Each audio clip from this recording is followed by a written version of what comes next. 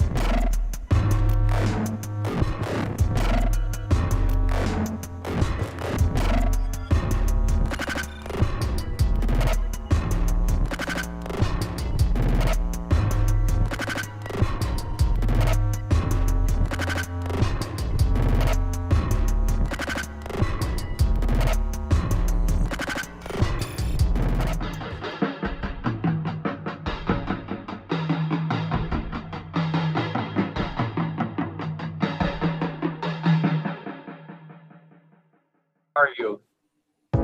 Good. Excellent. I am doing well myself. It's a lot of fun. Yes, I'm good. crystal clear. So what I'd love for you guys to do, if you could do me a favor, what we'll do is if you can, in addition to putting your name in the name tag, if you're able to put your roughly your political position, you could say your general tendencies, so kind of like a personality trait where you're not extroverted in every situation, but maybe are more extroverted or more introverted in most. So if you could put like left or right in parentheses, that gives people just a gist, or moderate, whatever it is you want, or extreme right. All right, so what are we? I joined right in the middle of that. So what are we doing? How am I doing this? You bet. So if you look at the video of yourself, and then you click on, like you hover your cursor over it, and then you click on the three dots, there's a spot where it'll give you the drop down menu, and you can click on rename, and then you can put whatever you want in there, and whether it be like, so for example, I'm putting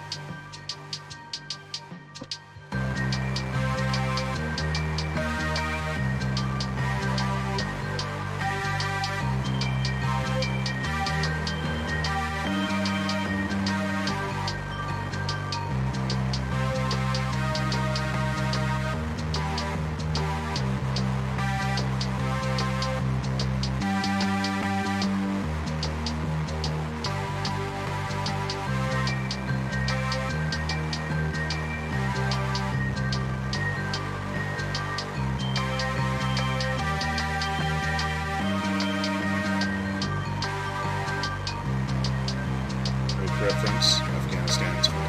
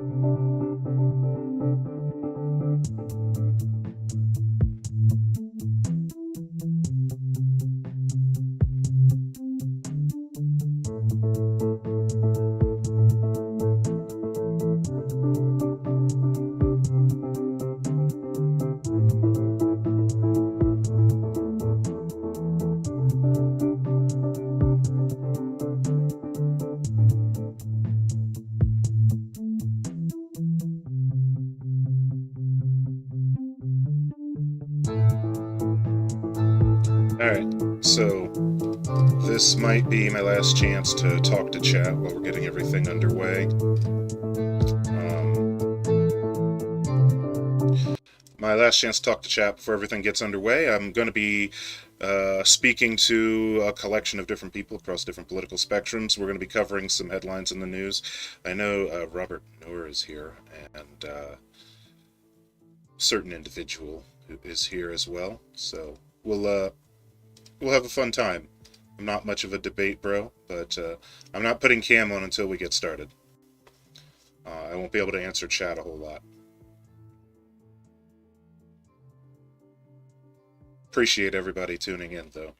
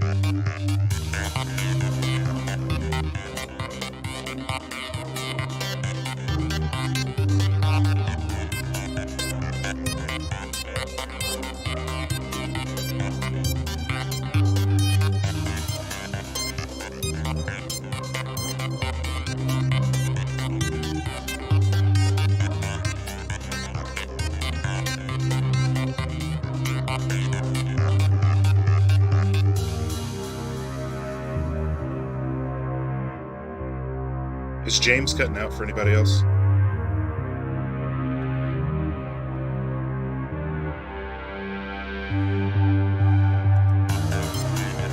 What's up, Bosh?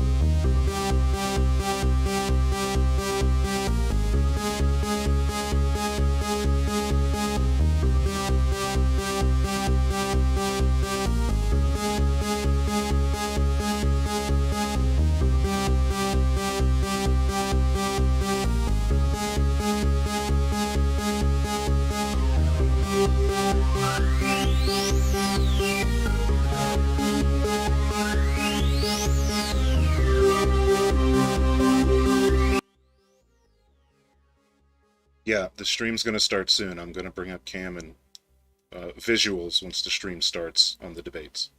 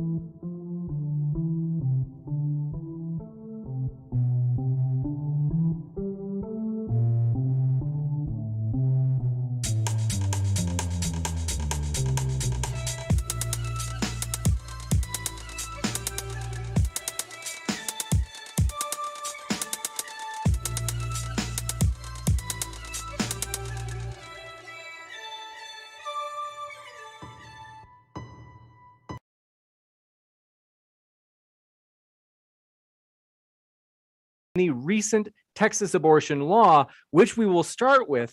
Folks, thanks so much for being with us. Our guests are linked in the description. And with that, regarding the Texas abortion law, what are your thoughts, folks? Let her rip.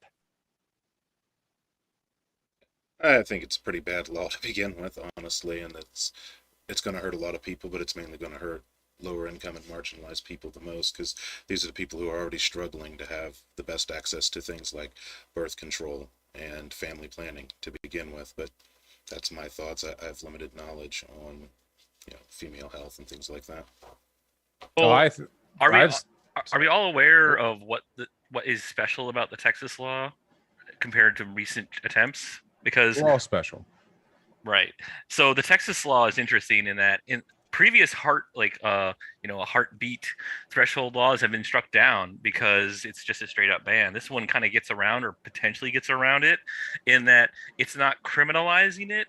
It's a civil. It's made a civil issue reportable by private citizens, which is why the Supreme Court hasn't immediately blocked it, and it's gonna go to the courts, which is interesting from a legal perspective. But I don't know how it's gonna work from like a practical perspective. Yeah, it's completely indefensible. I mean, not only is it clearly a violation of constitutional precedents on the issue, but the practice of circumnavigating the Constitution by deferring state law to incentivizing private lawsuits through bounties is insane. I mean, not only does this massively complicate things, not only will it choke up the courts, not only is it completely disingenuous, but it encourages a culture of fear and stigmatization where industry and friendships alike are ground to a halt as everyone terrified tiptoes around this ridiculous law, which was clearly put out there as bait. There's no way this survives scrutiny.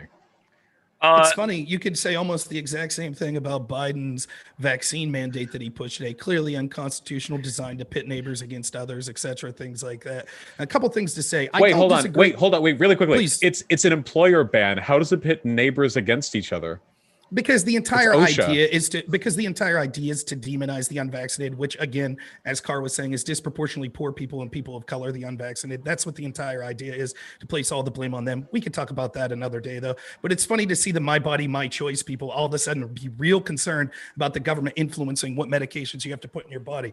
I don't disagree with you, Sphincter of Doom, that there are specific questions in the way that this would be implemented. I do have questions of what this could lead to and other things. And if you're conservative out there, that thing should matter. For example, what if they say, well, we're going to pass laws that say people that sell guns and lead access to guns that end up harming someone could be civilly sued. It's not criminal, but they could be civilly. That's something that could potentially come. So we need to look at these things with scrutiny in the way that they're implemented. However, having said that, Roe v. Wade is an abomination. The right to privacy has nothing to do with whether or not you could snuff out a life. The only thing that matters is that fetus a life? We may disagree on when that fetus becomes a life, but once we determine it is a life, it is inhumane to snuff out that life. It is not a choice of the woman at that point, because it is a separate life. And to see so many people that are willing to say, I should be allowed to force you to have a vaccine because there's a very small chance if I force you to have that vaccine, I have a slightly less chance of getting COVID. But on the other hand, say I should be allowed to snuff out a potential life because it's my body and the government doesn't have the right to tell me what to do with it, is absolutely hysterical to see the irony and the double standard there. I would actually disagree there in that on a number of reasons. One, it is not necessarily hypocritical if you are a my body, my choice, unless you are going to harm another person. So people who are pro-choice don't see fetuses as persons who are not actually negatively impacting, whereas those who are for vaccine mandates do think you're impacting a person. So it's not hypocritical on the part of those people. But let me stop you there. The point is, the only thing that matters then is determining whether or not the fetus is alive. Can we agree that if we could objectively see that the fetus is alive, then the idea of my body, my choice wouldn't apply because it's a separate life? Well, a person, not a life. Right. Cells are alive. We need to determine personhood. Fine, personhood. Well, no. There's the abortion debate is centered around two questions. One, when does personhood begin, or to what degree does personhood begin? And two, under what conditions does the right of one person supersede another? So it's not just, okay, the fetus is a person, maybe, but then, okay, under what conditions does the rights of one person supersede another? So it is not the condition when you're killing one. That would supersede. Snuffing out a life and a person would supersede the inconvenience of the person. We can all agree the law is legally indefensible, right? Wait, just really quickly, before we get to the moral arguments, the legality of this law is definitely not constitutional, right? We can all agree this is a huge underhanded move meant to bait attention and circumnavigate an obvious constitutional precedent.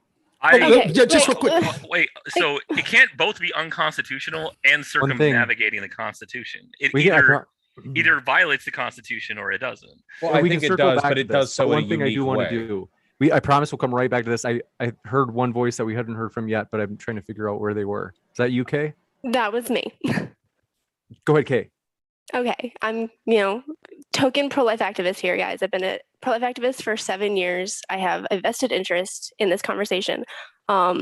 This is all kind of like a moot point because the point of the Texas abortion ban, as it stands right now, wasn't to do some like weird shit with having citizens sue each other or sue abortion doctors in Texas. The whole point of this law was to see how the Supreme Court was going to react to it. It's literally just pro-life organizations kind of poking at that bear. We haven't had a case like this go before this particular Supreme Court with all of Trump's nominations on the Supreme Court. They just wanted to know whether or not it would go through, whether or not it was going to face backlash in the Supreme Court, whether or not it was going to be rejected by the Supreme Court, and it wasn't. So the whole purpose of this bill is just one step in the direction of trying to overturn Roe versus Wade. Once Roe versus Wade is overturned, you're not going to, this law is going to be null and void. They're not going to care anymore. They're just going to outright ban it. So I do have issues with this law. I don't see it being incredibly practical. I mean, private citizens suing abortion doctors whenever they have no stake in it, there's no loss, like that's a hard sell. And you only collect the money if you can win your case. So you're not going to see a ton of people taking up these lawsuits because it costs money to sue people. And if you don't win, you don't get that money back. So this law, like on a practical level, like it's really not going to do much unless abortion clinics and doctors that perform abortions are just going like, we're going to abide by this law because we don't want to be sued.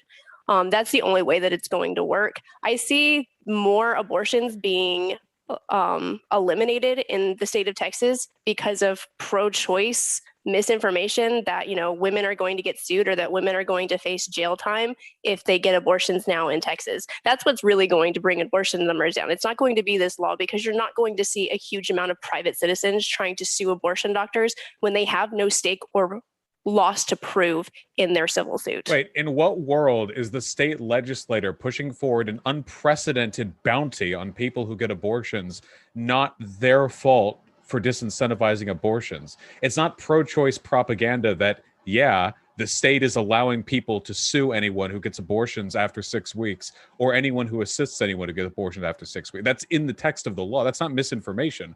Whether or not you think those lawsuits would be common does not speak to the fact that this fear is very obviously coming from the explicit behavior of those legislators. But you can't sue the woman that has the abortion performed on her. There are legal protections for the woman for both there's both civil and legal protections in this bill for the woman that attempts to get an abortion or successfully procures an abortion after 6 weeks in the state of Texas. Just the doctors and anyone who could be argued to have helped at any point. Yes. I may be wrong, but I think Kay's point was that the misinformation is that the people who are suing have no standing. They have no case. So it's not going to go anywhere. The fear of being sued is not the same thing as losing a lawsuit. So I think that's what Kay's point was. Forgive me if that's my point. Like civil suits, you have to prove some sort of loss or that you have a stake in this. And a private citizen that just happens to know that this abortion doctor performed an abortion after fetal heartbeat was detected, they're not going to. The chances of them winning that suit are very, very low. And whenever you take the chilling effect that takes place, like the threat of a lawsuit is more than enough to deter people from engaging in some types of behavior. And you don't know that those lawsuits are going to lose anyhow. You have no idea how these things are going to pan out, particularly given Texas's demographics, given the expense of defending yourself in a legal case. I mean, this is clear disincentivization. They're doing it through a legal loophole, but that's obviously the goal of this. We should be focusing on things that reduce abortions naturally and healthily, like encouraging proper contraception, good sexual health education, and making sure that people can make right family planning decisions. But instead, right now, what we're doing is encouraging some dystopic 1984 neighbor spies on neighbor bullshit in an effort to address this with the sincerity you'd expect political advocates to engage in. Again, I just have to bring up the hilarity of the double standard of the people that want to blame the anti-vaxxers for everything, talking about neighbors versus neighbors. Now, talking about the constitutionality of this, the truth of the matter is Roe v. Wade was an abomination in the first place because there is no constitutional right to an abortion. The idea that the Fourth Amendment right to privacy somehow entailed women to have an abortion is absolute nonsense. The Constitution is very specific about what should have happened. Abortion existed at the time of the Bill of Rights, and the Bill of Rights specifically said in the 10th Amendment that everything that is not outlined specifically as a power to the federal government should be up to the state government. Abortion is a state's issue. Each state should be allowed to pass the law that they want. If the federal government wants to change that, there is a process for it. That's called an amendment. They could pass an amendment that guarantees a woman's right to abortion. Oh, the truth is that that's buddy. Supreme Court. Well, yes, the Supreme Court, real quick, the Supreme Court acted in an activist way. The Supreme Court also, the same Supreme Court the same body that also neglected to strike down this law right now. So I don't want to hear about its unconstitutionality. All that matters is what they say, according to you. I'm saying that we could have opinions regarding that anyways, and that this should be a state's issue. And also the reason that you're seeing this, the reason that there is such a push to go against this is because the majority of people, myself somewhat included in this as well, had no problem with the old left-wing way of looking at abortions, which was like safe, legal, and rare, right? Like I myself think that there's a point where we should say that this is a life and that we shouldn't have an abortion. I don't know when that is. I'll admit that I'm not a medical professional. Is it heartbeat? Is it brain activity? Things like that. But up until that point, I was okay with abortions occurring. That separates me from many people that are on the right. The problem is the left took this and ran with it to insane lengths. For example, the New York bill said that anytime that a doctor and a woman felt that there was need for an abortion for her discomfort, including things like emotional discomfort, then they would be allowed to perform the abortion even in the 9th month. Now, what pregnancy has rights, Rob? Well, again, we'll get to it. That's the well. So wait, no, let's get to it. Wait, okay, were you just advocating for states' rights? Sure. Then the state of New York should be allowed to do that. But the truth is, the average people are disgusted by that. So New York should have the right to do it. What does that have to do with state? Wait, you can't be like, oh, I support states' rights, but when I'm disgusted with what the state does, that would be my argument if I was using the states' rights argument. You can't. It's because you don't understand. It's because you don't understand what I'm saying. Also, I'm saying that I'm not saying that New York... off on another tangent, you mentioned safe, legal, and rare.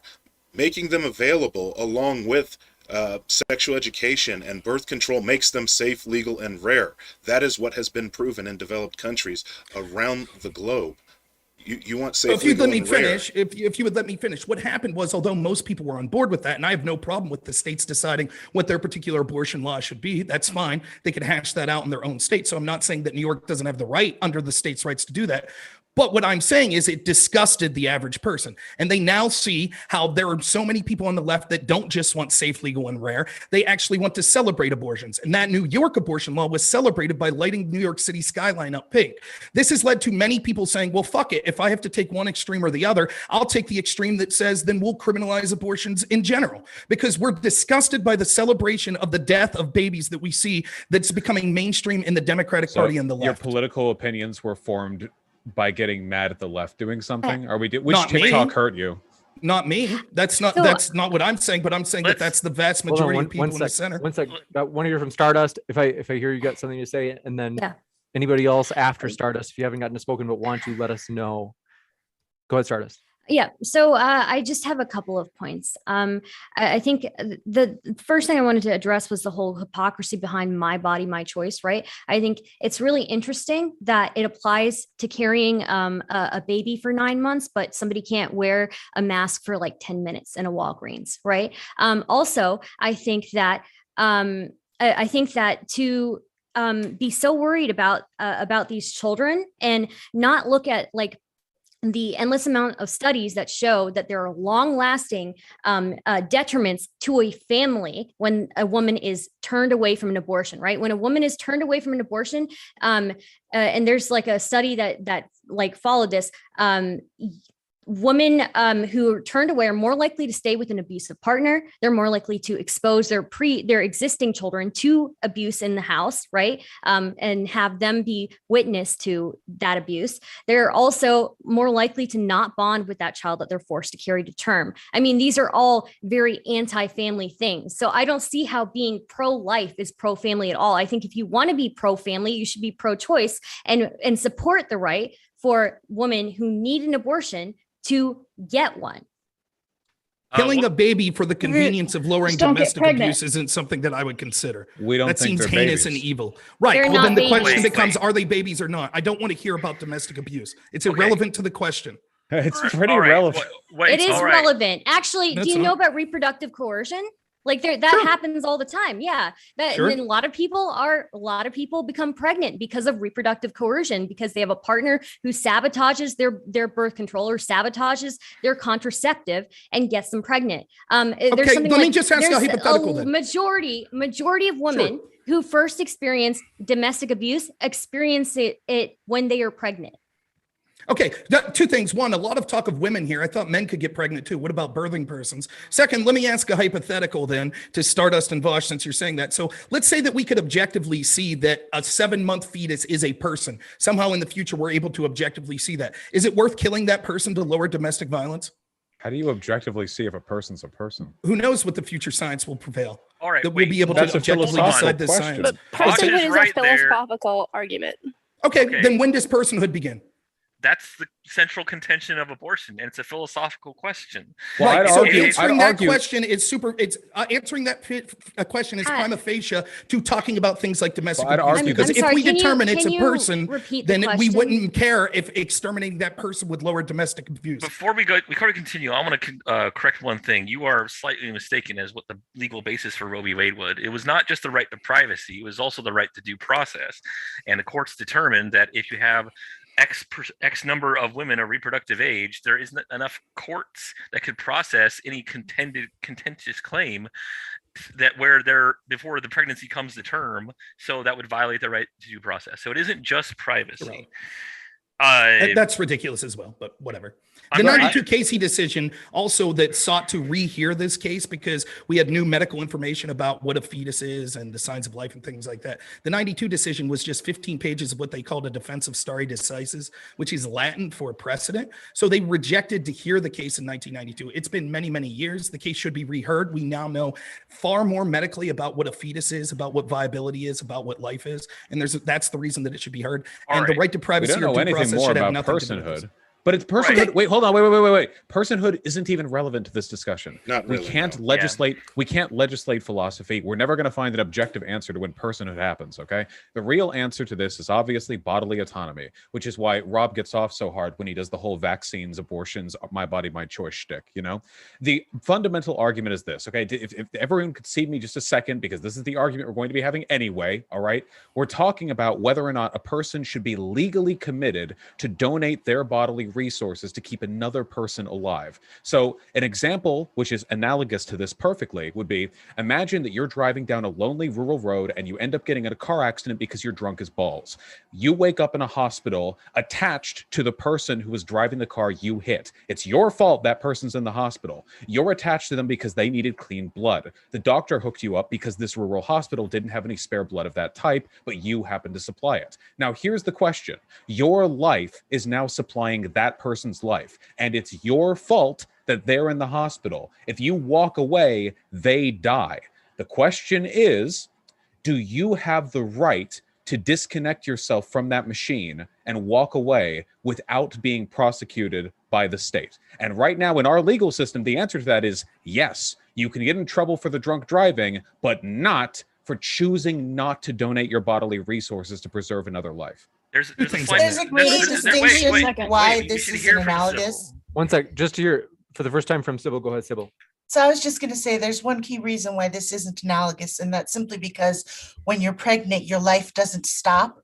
You are not relegated to a single room where you can do nothing else except be the life support of this other person. Even if they asked you to donate blood once a month to keep that person alive and you could otherwise live your life perfectly ordinarily, you would still have the legal right to reject that. You don't have to donate your blood, even if it means that person dies. And that's a person, not a fetus. Okay, but we could see there's several things to say. This analogy doesn't make sense. One, it's because in that world, there would be other ways that we could provide for the life of that person, right? So if you're in a wreck, it's not that your specific blood would be the only thing that could keep that person alive. Similarly, when we talk about pregnancy, there is viability that you could bring someone to term or have a C-section or something like that, even earlier in a pregnancy, as early as 4 months sometimes, and still have a viable baby that could survive outside the autonomy of the woman. So why would we choose to kill that life that could exist outside of it with reasonable medical technology, as opposed to just murdering the child? The second thing is, I have a question specifically for Vosh. Can you take a fetus out at 4 months? I've heard of cases as early as 4 months as fetuses I think surviving. It's 5. I thought it was 5 was the earliest. Okay, let's say 5. I thought I've heard 4. Let's say that. The youngest preterm baby was 21 weeks. Thus far, viability is 21 weeks. Right. So there we go. That's got to be an edge case. It could be a tiny little fetus baby. Real quick, to ask Vosh a question, he said that it has to do with bodily resources. Do you consider labor a bodily resource? Well, yeah, for sure. Okay, so in your definition, someone shouldn't have to provide bodily resources to keep a person alive? I don't think the state should be able to impugn a person for choosing not to commit their bodily resources. Okay, cool. So if I have an 8-month baby, if I decide to leave my baby starve because I don't think that my labor to go to pay for food for that baby, you say that's perfectly fine. I shouldn't be forced to use my bodily resources to pay for that baby to stay alive. No, there's a big difference between your body literally being committed to the supply and the sustenance of another entity, as opposed to the responsibilities that you take when you take on a child. Now, to be clear, by the way, what you're talking about right now is a legal responsibility associated with rearing a child. When you accept responsibility for a child, anything that happens to them, which is a product of your negligence, you're on the hook for. But that's a contract that we built around parenthood, not a default state of being for any relationship between two entities, one of which is starving. You could walk by a baby in the woods, watch it starve, and not get sued by the government. So what I we don't see think is these are necessarily analogous. So what we see is you've backtracked on your argument that it was about having to provide bodily resources. So when proven that your rationale would literally allow, and people do make this argument, as you know, Vosh, people question when personhood is philosophically. Some people say it's not until language develops. Some people says it's not until cognitive abilities around 3 to 5 months after being born develops. So this rationale of, we define personhood as how we see, and we say that it's okay to extinguish that person because they're, or that entity, because it's not a person until I philosophically say it is irrelevant. All going back to the point to what I originally made, which was if we determine the question is personhood. That's the question. The idea of once people decide that it's a person, real quick, let me finish. The idea of once we decide that it is a person, but we still have to exterminate it because of domestic abuse is nonsense. If we determine that it's a person, then saying, but we still have to eliminate it because it'll solve domestic violence. That's what you said. That's why I said it's irrelevant. It's about families. Are you kidding me? It's about children that already exist in this world. And it's about that child that will be brought in and will have to live in an abusive household, will have to suffer economically for decades to come. So kill it instead? So kill it instead. It's not a person to me. Adoption. It's not a person to me. You can adopt. Destigmatize other things that you can do with that child. Are we going to start prosecuting people for having miscarriages? One sec, We're going to start suing people I promise we'll come right back to you, Stardust. I think Sybil was saying something first. I promise we'll come right back to you and give you plenty of time, Stardust. Sure. Emma was talking. I was just going to say that there's. Oh, yeah. Sorry. My mistake. Emma, if you were also trying to get your first word in for the night, we want to give you a chance. All right. Right now? Okay. So with the abortion, there's many other options. Adoption, there's the foster care system. I myself am adopted, international adoption. So just because a lot of us want to play God and think we have a crystal ball and the kid might have a bad life because of abusive house or we're poor right now. Circumstances change. People, you're not going to be in a miserable state every single day of your life. You're going to have peaks and valleys, but that's not an excuse to just eliminate a life.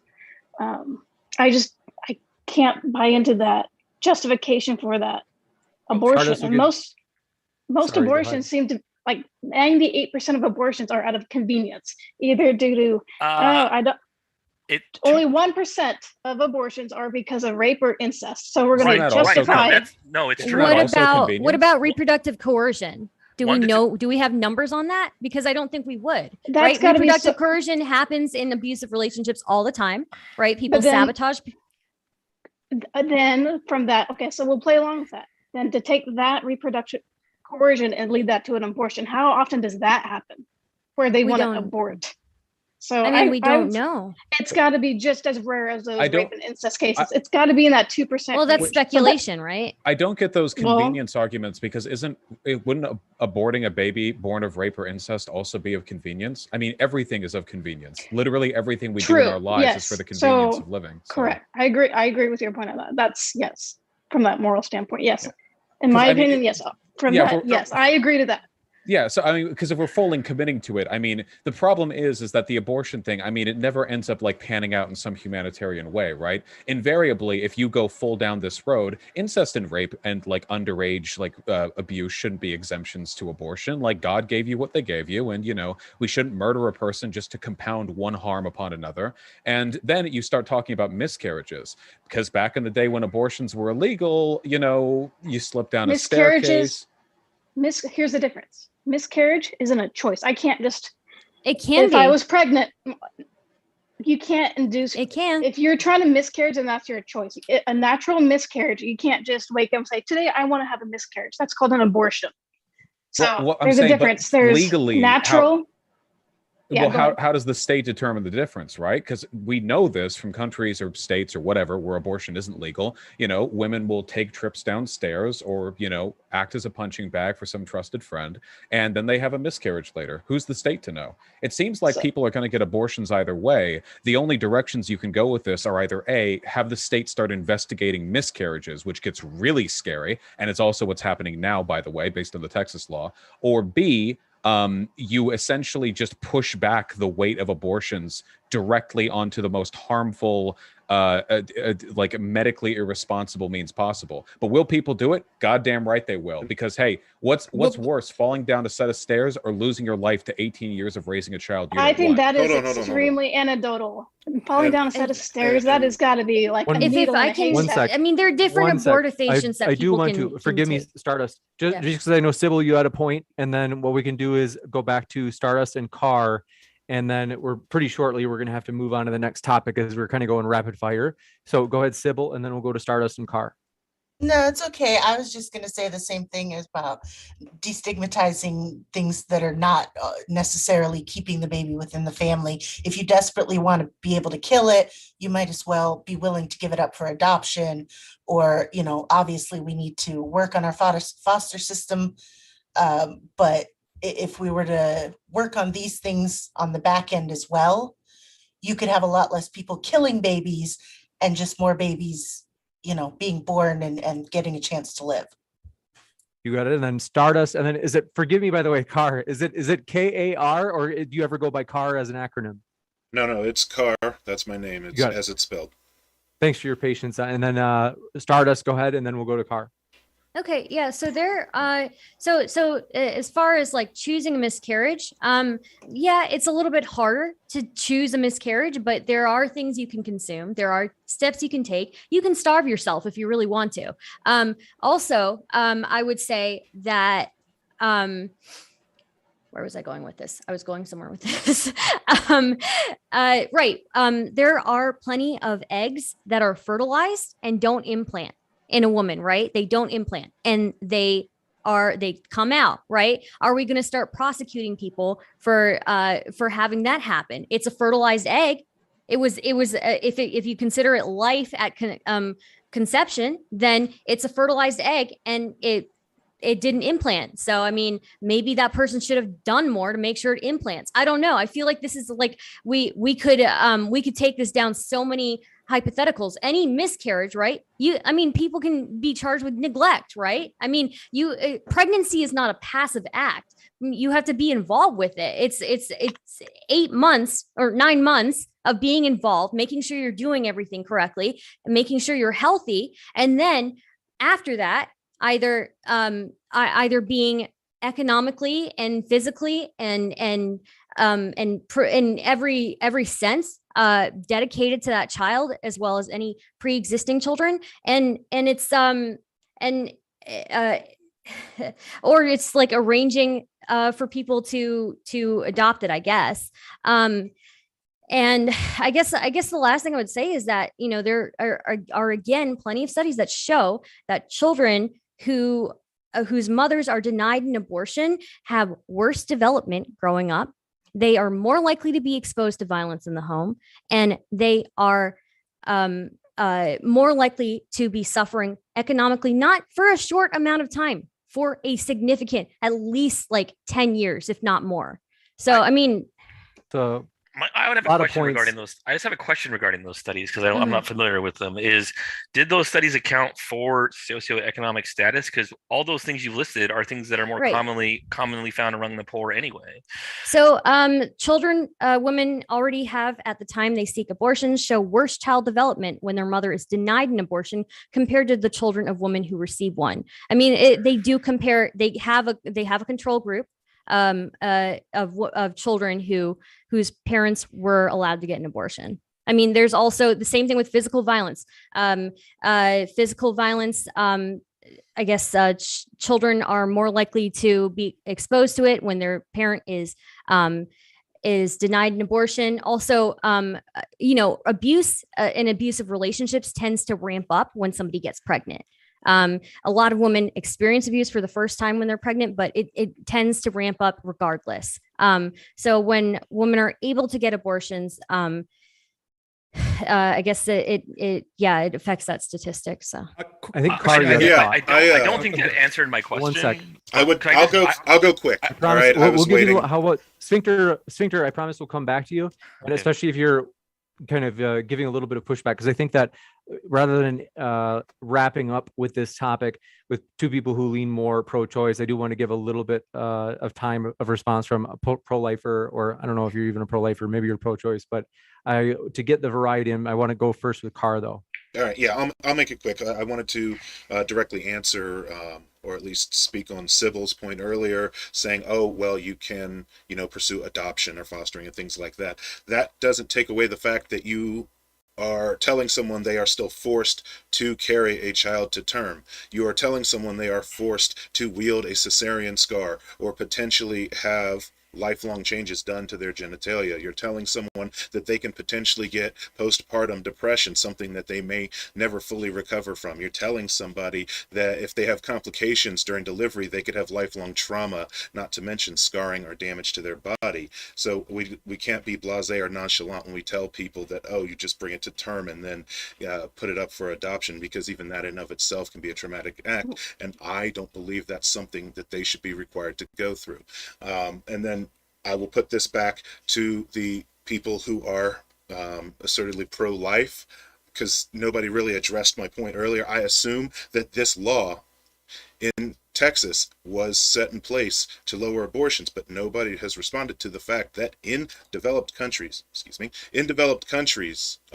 most of Europe, the United States, and large parts of South America that actually have good access to birth control, as well as available abortions that are unrestricted for whoever needs them, and they are financially accessible, they have less per 1,000 women. There are multiple sites that report this. You can look up different websites that report these numbers. So the action that the law is taking, the only outcome that you could want from that law is to punish people for having abortions. That's the outcome that will come from the law. Go ahead. I want to give whoever would, you could say, disagree with Stardust and Carr to some degree at least, just so we have a little bit of balance before we move on to the next subject. Kay's been waiting patiently. Kay should have his. Kay, let's go. Sure. Okay, I'll try to be quick. I should have had a pen and paper to write down everything I wanted to respond to, but I'll start with. For sure, have to go to the next topic. Go ahead, Kay. Sorry to interrupt. I will address Carr's question first, because I agree with you. Okay, having access to contraceptives, better sex sexual education, getting to the root of the problem for these socioeconomic issues that drive women to have abortions is what is drastically going to lower the abortion rate. Majority of pro-lifers agree with this, and it is something that there are whole organizations within pro-life activism that are addressing these issues, and we want to see these issues addressed. We want better access to contraceptives. We want better sex education. We want to address the socioeconomic issues that drive women into abortion clinics.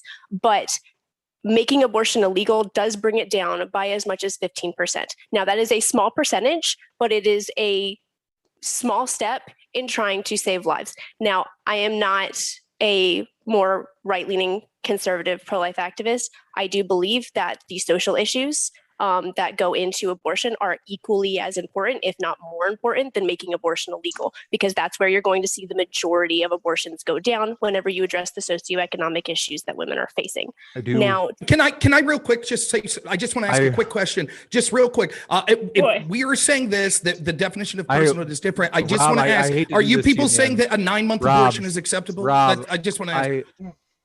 If we have a very quick answer, I am okay with that. It's a quick question. We have to go to the next one. And Rob, I promise you, your punishment later will be severe. Sure. Go ahead, Emma. That's a big question. That will open up a big can of worms. But I was going to reiterate or just touch back with the other gentleman's point about forcing someone to carry their baby to term and all these the scarring and the bills and all this stuff. That's the same thing with abortions too. Abortions aren't perfectly safe. You can get death is actually a severe, it's not common, but you can die from abortion. There are statistics. You can even get your uterus punctured. I mean, they're not, this is even by professional doctors. There are risks and heavy complications with abortions, just as like giving birth. So you got to look at both sides of Is the their rate anywhere equation. near that of childbirth death rates? No, it's not. Okay, cool.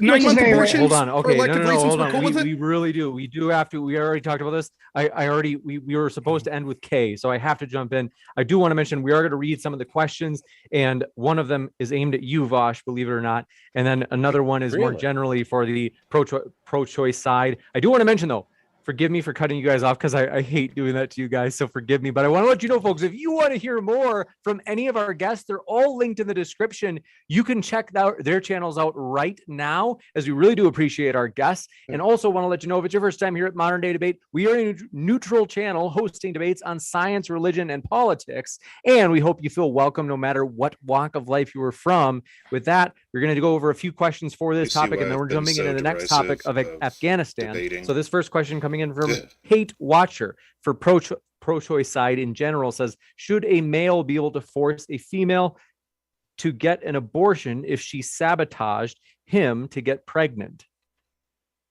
No, that's my hot take for that one. No, I don't think that that would be wrong, but I still don't think turning around and removing someone's autonomy by force would still be wrong. And I wouldn't advocate for that either. Gotcha. The problem there is that now you're in a situation, given the legal structure that we have, is that the mother is forcing the father to labor to support that child if she has every intention of bringing it to term. Yeah, so but you can solve that by changing the way parentage works much easier than you could by allowing people to force other people to get abortions. I'm not saying that I'm saying that you can't have it both ways. You either consent to sex is consent to parenthood, or it isn't. Until then, it's not really a bodily. To say it's bodily autonomy is to oversimplify. I'm not saying it isn't bodily autonomy, but you have to consistently apply that principle. Right, especially when one of the big arguments being given was coercive pregnancy. But there's a big I want difference to give the between last bodily word. autonomy and legal. I want to give the legal last parentage. word to.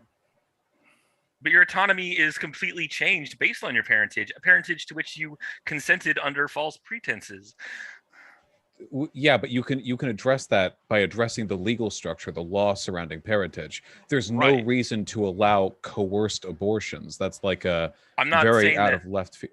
I'm not saying that there should be. I'm saying that the argument why there shouldn't be, that it's just simply bodily autonomy is not enough. You have to on Zoom. acknowledge that his autonomy was violated in this case, and it would be further violated if he was forced to support that child against his will. I want to give the pro-choice side the last word, since this question is for them. So Stardust will give you the last word, and then we've got to go to the next question.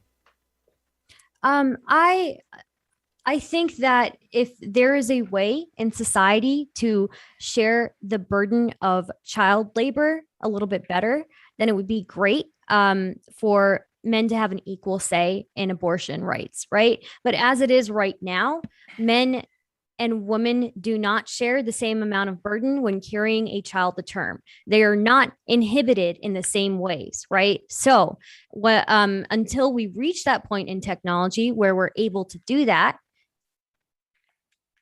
I feel like it's fair for the person who is bearing the brunt of that labor to bring that child into the world, for them to have the ultimate choice in this. I know you got another round in the chamber, SOD. You got to let me make it up to you. I promise I'll make it up to you in a future debate. I know that there was a debate you requested earlier, so I promise. But this one coming in, forgive me, SOD. Made by Jim Bob says, Vosh, as technology brings viability very close to conception, what will pro-choice people say?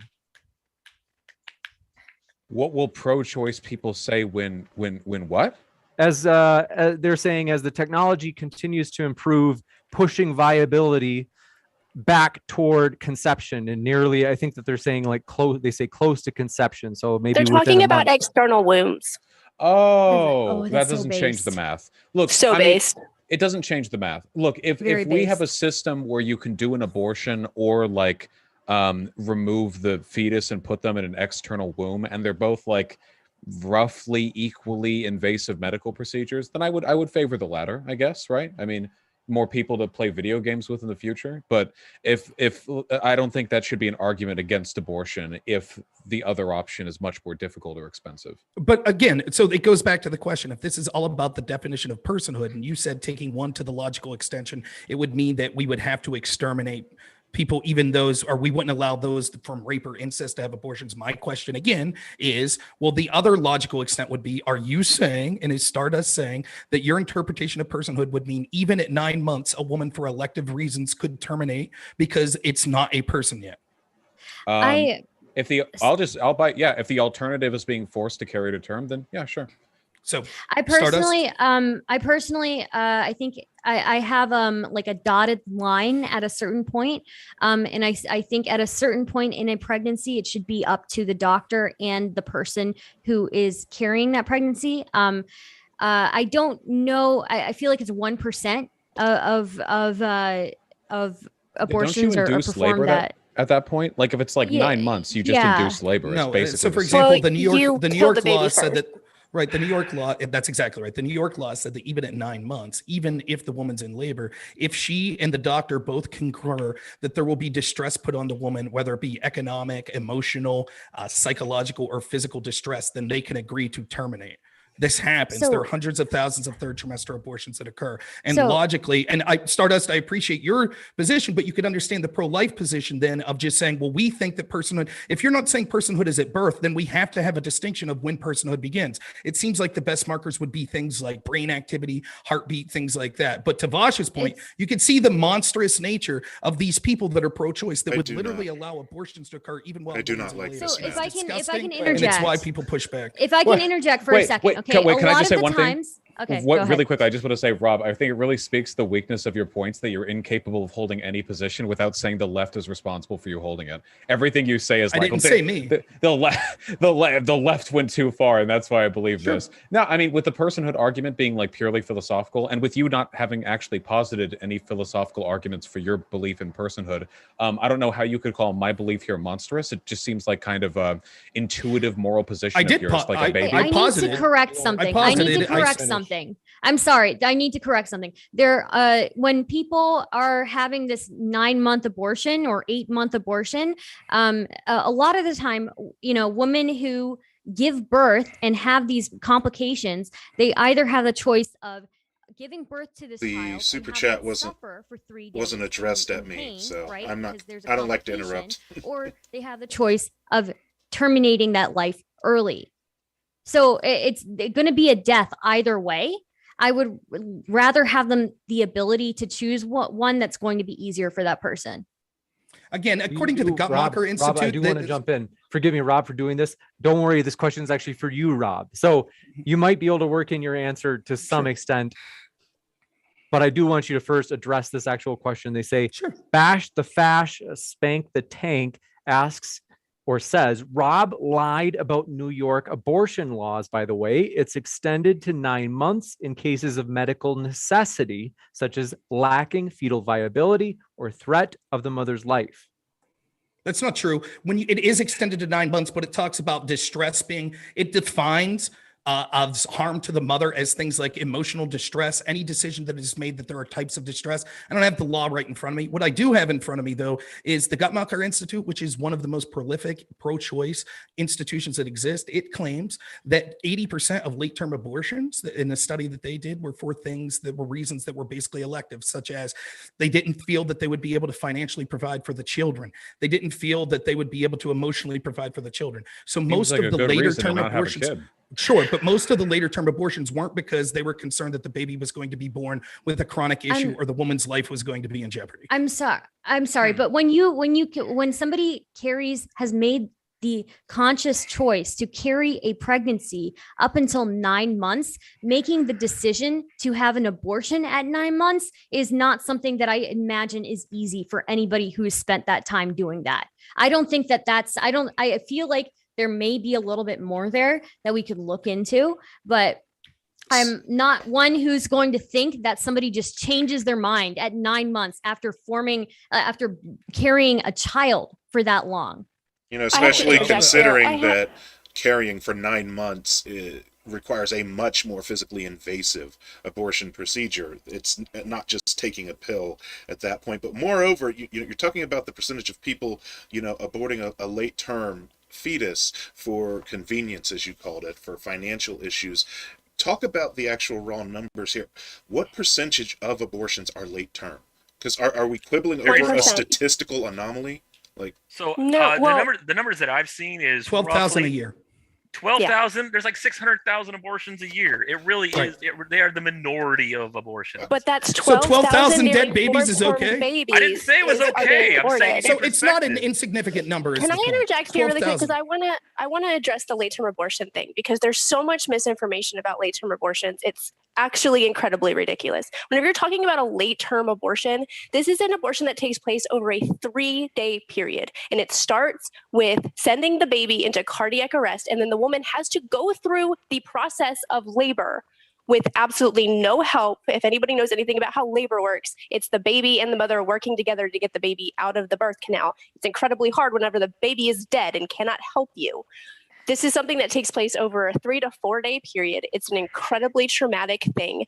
And if you actually go and look at the numbers, I can't pull it up because I'm streaming from my phone, but late term abortions in comparison to the maternal death rate are actually incredibly close together. Late term abortions are incredibly unsafe for a multitude of reasons. So whenever you're comparing having a child through natural birth or through C-section or going through a late term abortion in aspect of safety, there is potentially no difference. Given that the question was for, well, technically for Rob, but speaking on behalf of Rob, thank you, Kay. And we are going to jump into the next topic, as I think we're only going to maybe get 2 topics in tonight, as we had discussed talking about Afghanistan, whether or not this has, well, we'll let you put it in your own words. As we transition into this brand new topic, any thoughts on Afghanistan in either direction?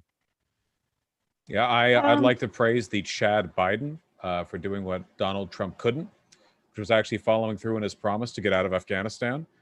Trump, he talks a big game, he flaps them lips, but at the end of the day, he kept pushing that date back and back and back, and back after the inauguration date. Big ball Biden coming through, actually taking it to task. I respect that. I have a question for everyone. So does everyone agree that we should have, so let's ignore the when we left, but should we have left? Does everyone agree? Because I think, yes, I agree, but we should have left. I agree. We never should have went in. And the problem is that how you leave is that you have to leave in a functional way. And we kind of left the Afghan forces out to dry. So it was a kind of an incompetent leaving. I'm not saying Trump would do any better. I have no reason to think that he would. Obama and Bush, they couldn't get out either. So it's more like, it's kind of a ripping the Band-Aid off kind of situation. The last 3 presidents talked about withdrawing from Afghanistan, which I also agree is a place we didn't really belong in the first place. And all 3 of them failed to do it. In this case, one of them mostly did it, but did it in such an utterly fucked way that it led to a lot of loss of life, and it's going to lead to even more loss of life. I'm not convinced that with all of the troops we did have there prior to the start of the withdrawal, that we could not facilitate better evacuations. This is something that should have started 4 months ago. But instead, We're going to rush a withdrawal in the space of 3 weeks, leaving people fucking clinging to landing gear on aircraft and flooding a tiny-ass airport in Kabul. So I would say that our current president failed in that regard as well, because it wasn't a good withdrawal. It was a messy, botched withdrawal. The only thing he succeeded in, possibly you could say if you squint, is that he lowered the overall number of troops in the area just to go and post them elsewhere in the Middle East, because they're building up a blockade already. Not only that, but the majority of his intelligence suggested that you should leave at least some forces there above what he did leave, because the Taliban, while there are fewer of them, they are better organized, and the Afghan forces have been organized in a way to be reliant on a combined forces kind of situation, reliant on air power like the U.S. is. When you take that air power away, it doesn't really matter if you outnumber the Taliban 4-1. You're just kind of scattered and unorganized, and that's where. Go ahead. There's two things to criticize with this. First, I don't disagree. Biden should have withdrew, and I actually do give him credit. And despite the fact I don't like Biden, I said if he actually withdrew, it was one thing I would praise about his presidency, assuming that he did it in a remotely competent manner. Instead, we see one of the most incompetent actions, foreign policy-wise, in the history of our country. It ranks right up there with the foreign invasions. Probably not as bad though. And there's room to criticize Biden, which I'll get to. But it's great to see people like Vosh that support the intel agencies and their war in Syria and criticize Trump trying to pull out of Syria, all of a sudden applaud Biden in his disaster of pulling out of Afghanistan. So that hypocrisy is fun. But the thing that we should focus mostly on is, yes, there's room to criticize Biden, which I heavily will, but we've been lied to by our intel agencies, our media, by multiple administrations for 20 plus years in Afghanistan. They continue to tell us that we were making progress. They continue to send, if we just stayed another year, if we just sent another $1 trillion, if we just sent some more troops to die, that we were making progress there. And they failed in 11 days. 11 days. They massively outnumbered the Taliban. They were given equipment that made them one of the most powerful militaries in the area, and they failed in 11 days. That's how bad we were lied to by intelligence agencies, military people. There were 18 generals in charge of Afghanistan, and the mainstream media that operate as their propaganda voices. The irony is when you hear people like Vosh say, well, Big Ball Biden had the ability to do it when Trump didn't. Vosh and authoritarian leftists like him were praising those same intel agencies and propagandists in the media when they were spreading bullshit stories when Trump tried to pull out, such as anonymous intel agents say that there are bounties that were placed on U.S. troops by Russia. And so if Trump pulls out, that's a pro-Russian move. People like Vosh and his ilk were praising those intel agencies and those propagandists when they were saying that shit. I really do not like this guy. Can't have it both ways. The left endorsed. I told myself I wasn't going to drink during this stream, but I'm very tempted. Trump was because he criticized their policies in the Middle East. They supported that fully, and now they're trying to have their cake and eat it too. Some of them, like Vosh, saying, well, we don't blame Biden, but also we didn't really support those intel agencies that we're currently supporting in Syria. It's absolute shit, and interventionists and warmonger fascists like Vosh ought to be ashamed of themselves. Can I respond to that? I feel like I was addressed a few times. I think once or twice. Yeah, just a few times. Just a reminder, could we keep it to the arguments and not make personal attacks? I'll talk about what I want. Thanks for the advice. The mod can tell me what to do. I think personal attacks are based, so... Okay. They're not helpful or useful or effective. I don't understand. It's just a waste of breath. That's my opinion. We'll jump over to Vosh. Yeah, no, it's okay. Sorry. Okay. Saying that it's like, there are a lot of Republicans who have been saying that the Biden withdrawal is one of the biggest foreign policy disasters in a long time. I think that's ridiculous hyperbole, no matter how you slice it. All the timetables that we would have followed if Trump had actually followed through on withdrawing from Afghanistan probably would have led to an overall comparable degree of harm. Maybe the withdrawal would have been slightly less messy, but given the fact that everything was messy under Trump, I really don't believe that. I mean, I don't know where in Trump's administration I could point to an example of stellar competence that I could then use to infer he would have done a better job. It was a messy situation all around. It seems like a lot of the bad that took place was almost like seeded into the problem, an inevitable consequence of decades of mishandling the situation.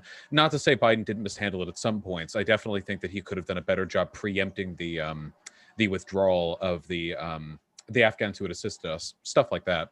But altogether, I think this was basically just a gigantic foreign policy blunder packaged neatly in a 2-decade-long mess that Trump, Obama, and Bush are all fairly responsible and complicit in perpetuating. Also, the reason why I was mad at Trump for pulling out of Syria wasn't because I'm hypocritical. It's because we were doing based shit in Syria with Rojava. We were fighting ISIS and doing a great job protecting them from Assad and from Turkey, which, as far as I'm concerned, is, pretty cool. We were doing good work there. So there's differences in the circumstances. Finally, the issue with the Russian bounty thing wasn't whether or not it was happening. It was that Trump's response was that he talked to Putin and trusted Putin over his own intel agencies. It was the way he downplayed it more so than anything else. He was like, he said nothing's going on down there, nothing to worry about. That was pretty funny. But in terms of the actual operative intelligence, it always takes years to find out how much that stuff is actually true. Okay, wait. So one thing that I have an issue with, whether you're praising Biden or whatever, is that we could have left at any time, and at the same time, we could actually just remove the regime in North Korea. tons of countries could do that, but then you have a massive humanitarian crisis, and no single country wants that on their hands, and that's one of the reasons why it took so long for us to pull out, is that you have this political theater to show her up where no one wants to take responsibility for anything, and this is just another example. And I don't think we should. Can I speak to that? I would think the one justification behind all the BS that they spun us about Afghanistan is that they are not going to take. They had tens of thousands of troops in this region for 20 years. They could have very easily either secured the majority of that region and set up a proper functioning government of the people. They didn't. They set up a puppet state. That's why it was so rife with corruption. The reason that state fell is because the actual soldiers of that Afghan military and police department were starving. Many of them weren't even being fed. So of course they dropped their weapons as soon as they get stormed. But could we have taken some 25,000 troops that we had in there before we did the withdrawal and secured the airports and the lines out for all of the people who wanted to leave? We absolutely could have, but we didn't. And listen, there's so much more than that, right? For example, we saw General Miley say back in July, we don't need Bagram Air Base for what we want to accomplish. There were 2 air bases that could have evacuated people. There was Bagram Air Base, which was easily to be fortified and controlled, which our military currently did. And then there was the airport that was public at Kabul. They closed down Bagram Air Base, intentionally allowing the prison there, right? So think about this. On one hand, we were told that we had to rely on the Taliban for security in Kabul. We now know from leaked documents that actually the Taliban offered to allow the U.S. military to be the ones that controlled the airbase around Kabul, but they declined and said they were happy to have the Taliban do it. Simultaneously, we are told that they knew the Taliban eventually would overtake. But inexplicably, not only did we leave all of our weapons and assets in Bagram Air Base, we left the prison there with the prisoners, which housed over 1,000 members of ISIS, the same group that we have to be in Syria fighting. And then the Taliban predictably allowed ISIS to be free, which then predictably suicide bombed our troops and innocent people. Now, all of this was because Biden decided to close Bagram Air Base because he couldn't come up with the reasonable solution. You should get out the weapons, the vulnerable people, and the horrible prisoners before you close the fortified base. In addition, Big Balls Biden, as Vosh called him, then decided that he was going to launch an airstrike on ISIS after that. Now, he claims that we killed 2 members of ISIS. But sounds like a right-wing comic book nerd. Kill? 6 children and an interpreter that worked with us. But we don't talk about Big Balls Biden in that sense. But that's who Vosh is, and that's who so much of these militaristic leftists are. They're okay with the same people that lied to us for 20 I'm too years sober for this. having military interventionism in Syria. And they'll brag about when they kill children and kill interpreters just so Biden could feel like a man because he when did I brag about the murder of children and interpreters? Well, you're talking about Big Balls Biden's treatment of this Afghanistan. You were unaware that he murdered children? Hold on. Biden's big balls were pulling out when Trump said he would his entire presidency and then didn't. That was big ball Biden. That's that airstrike shit or the drone strike shit afterwards. That's not big ball Biden. Okay, that's little ball Biden.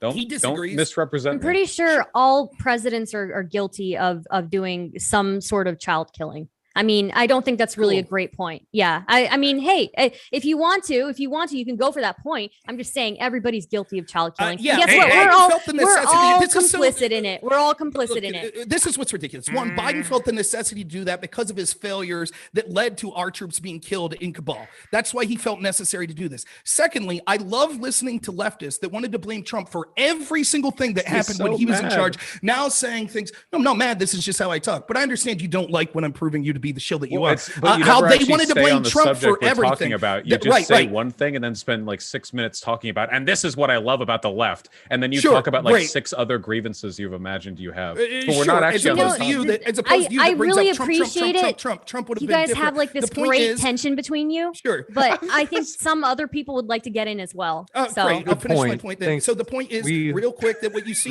is that they blame Trump for everything in his presidency and then deflect. Jesus Christ, dude.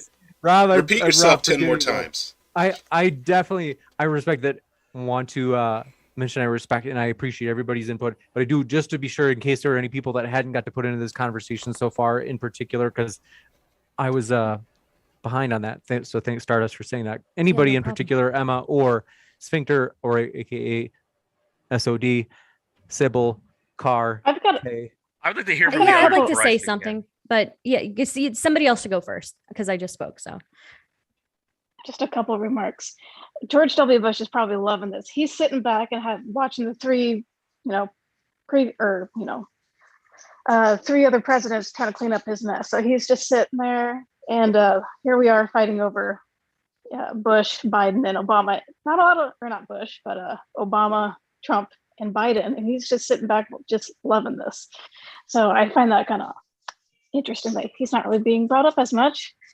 And then Trump had a contingency-based plan to withdraw with the Taliban. I think we're forgetting that point. And the last year and a half of his presidency, not one American casualty in Afghanistan. So Trump had a very good foreign policy track record. You can hate him with his tweets and whatever, but foreign policy-wise, he destroyed ISIS, killed leaders. He didn't keep moving the red line in the sand. Did he destroy ISIS? Wasn't it ISIS-K that just did the suicide bombing? Yes. Did he destroy Yes, they were ISIS-K? Did he jailed. destroy Right. ISIS? They Moab, were jailed. Moab. They, The mother of they were all jailed, bombs. That and was like his Biden let first them year. be free. That's what happened. Both Trump and Biden released people in jail who are the Taliban. But it's different. It's different than releasing people in negotiations, and that's why you won't hear me say things about the Bo Bergdahl exchange led to a lot of the people in positions of leadership. I'm not talking about that. I'm talking about, we thought in Biden and Trump's administration that these people were jailed, and they were apparently jailed because we thought they were a big enough threat to warrant it. And yet the Biden administration left those people to be freed by the Taliban, which then immediately attacked U.S. interests. And I'm just making the point that I don't understand why we're talking about hypothetically what Trump would have done. Right? Trump wasn't there. This was on Biden. And for the people that wanted to blame Trump for everything to now say, but how would have Trump done it any differently, is absurd. I think if I can come in, Trump laid it out. Trump laid it out. So Trump's plan may have been massively different. The buck stops with Biden. I just want to say a couple of things, and then somebody else can go. But Afghanistan has had different groups in it since the 1800s. I guess we just don't learn every single time from the prior group that was in there. But it's generally a bad idea. But I mean, I'm sure we had our reasons. And also responding to the point of like getting people out, saying the ANA would be competent while spending like 6 months like rushing everybody out.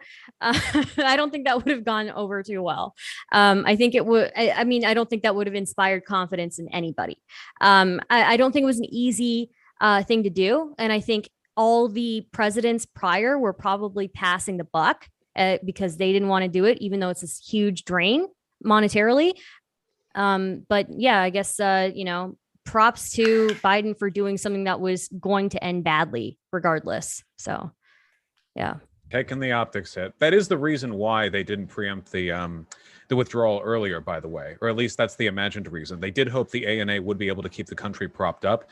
And if they had been doing this prolonged, like defeatist withdrawal procedure for months beforehand, the belief was that it would have demoralized the ANA as an implicit admission that Americans knew that the country would fall the moment they left. And imagine how bad that would have looked too. You know, right. Okay, another thing to think about, right? And another thing is also the ANA was not trained, and they were trained by like the U.S. military, right? So the ANA was trained to fight in a certain way when they don't have the resources on their own to do it that type of way, right? They were kind of, they were not kind of really taught to fight in the same way that it would be in their territory. Like, how is the U.S. military going to? There was like a small group that was maybe competent, but like the rest of them, the U.S. training would not have worked in that environment. They were too reliant on like a backup group, right? Okay, two things on that point. One, then we were lied to by our military and intel agencies for 20 years and wasted trillions of dollars. And that's through multiple administrations. That should be a reason that we consider not trusting those same intel agencies and generals in places like regime change in Syria, which is absolutely horrific that many leftists support. Secondly, when we talk about fighting ISIS. Right. Well, we see that ISIS was being fought and captured in Afghanistan as well. We see what happened immediately when we left. So that seems, if the justification is we have to stay in Syria to stop ISIS, how wouldn't that same justification be used in Afghanistan? Because Okay, there are quite a few differences. First of all, our occupation with Rojava was useful because we were also defending historical allies against an encroach from Syria and from Turkey should we withdraw. Additionally, it looks like our pushback against ISIS was actually working. All we were really doing in Afghanistan was like holding the cities while the Taliban continued to surge and swell, fighting against the ANA and dying doing it out at the border side. It seemed like the project going on with the Kurds was actually functional. We owed them as long-term allies, and they were also victims of like 16 different flavors of persecution that we were preventing. I think in that case, there was a much greater potential for long-term benefit. What is this attempt at whataboutism anyway? Are you just it has nothing to do with whataboutism. You're just mad that I pointed it has out to do Trump with withdrew holding from you. them. It has to do with holding someone who brought up Trump, then talking about whataboutism is hilarious. But even your point here doesn't make sense, because if that was the case, we could see that the Biden administration is saying there's a fundamental difference between the Taliban and ISIS. Would you agree with that? I would say so, sure. Okay, so then your argument that, well, we had to leave because the Taliban was continuing to grow and encroach is irrelevant to if we were keeping ISIS in check in Afghanistan. Now, I wanted to withdraw in both Syria and Afghanistan, but you're saying in one area we couldn't withdraw because there'd be a resurgence of ISIS, but in the other area, Afghanistan, you favored withdrawal, which immediately led to a resurgence of ISIS. So it doesn't make sense. The difference being that our withdrawal from the Rojava area would mean the absolute guaranteed defeat of those people, whereas the point of the Afghanistan project was to prop the ANA up. Obviously, that didn't work, but nobody knew that for sure, or nobody knew how effectively they'd be able to hold themselves off until the months leading up to our withdrawal. Or by anyone, I mean we didn't. I'm sure military officials knew they were lying about the success of the ANA. They knew damn well, right? Because we knew there was plenty of corruption running the ANA from day one.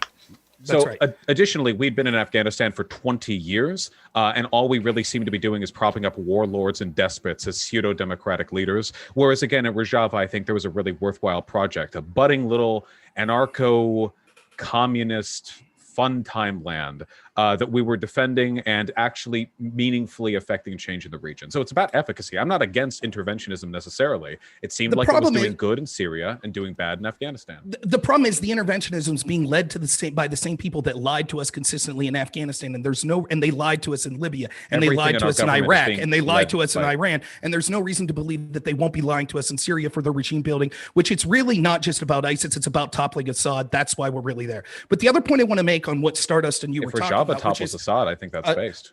Right, of course, that's what it's really about. But wait, the other point I want to make do you prefer Assad to Rojava?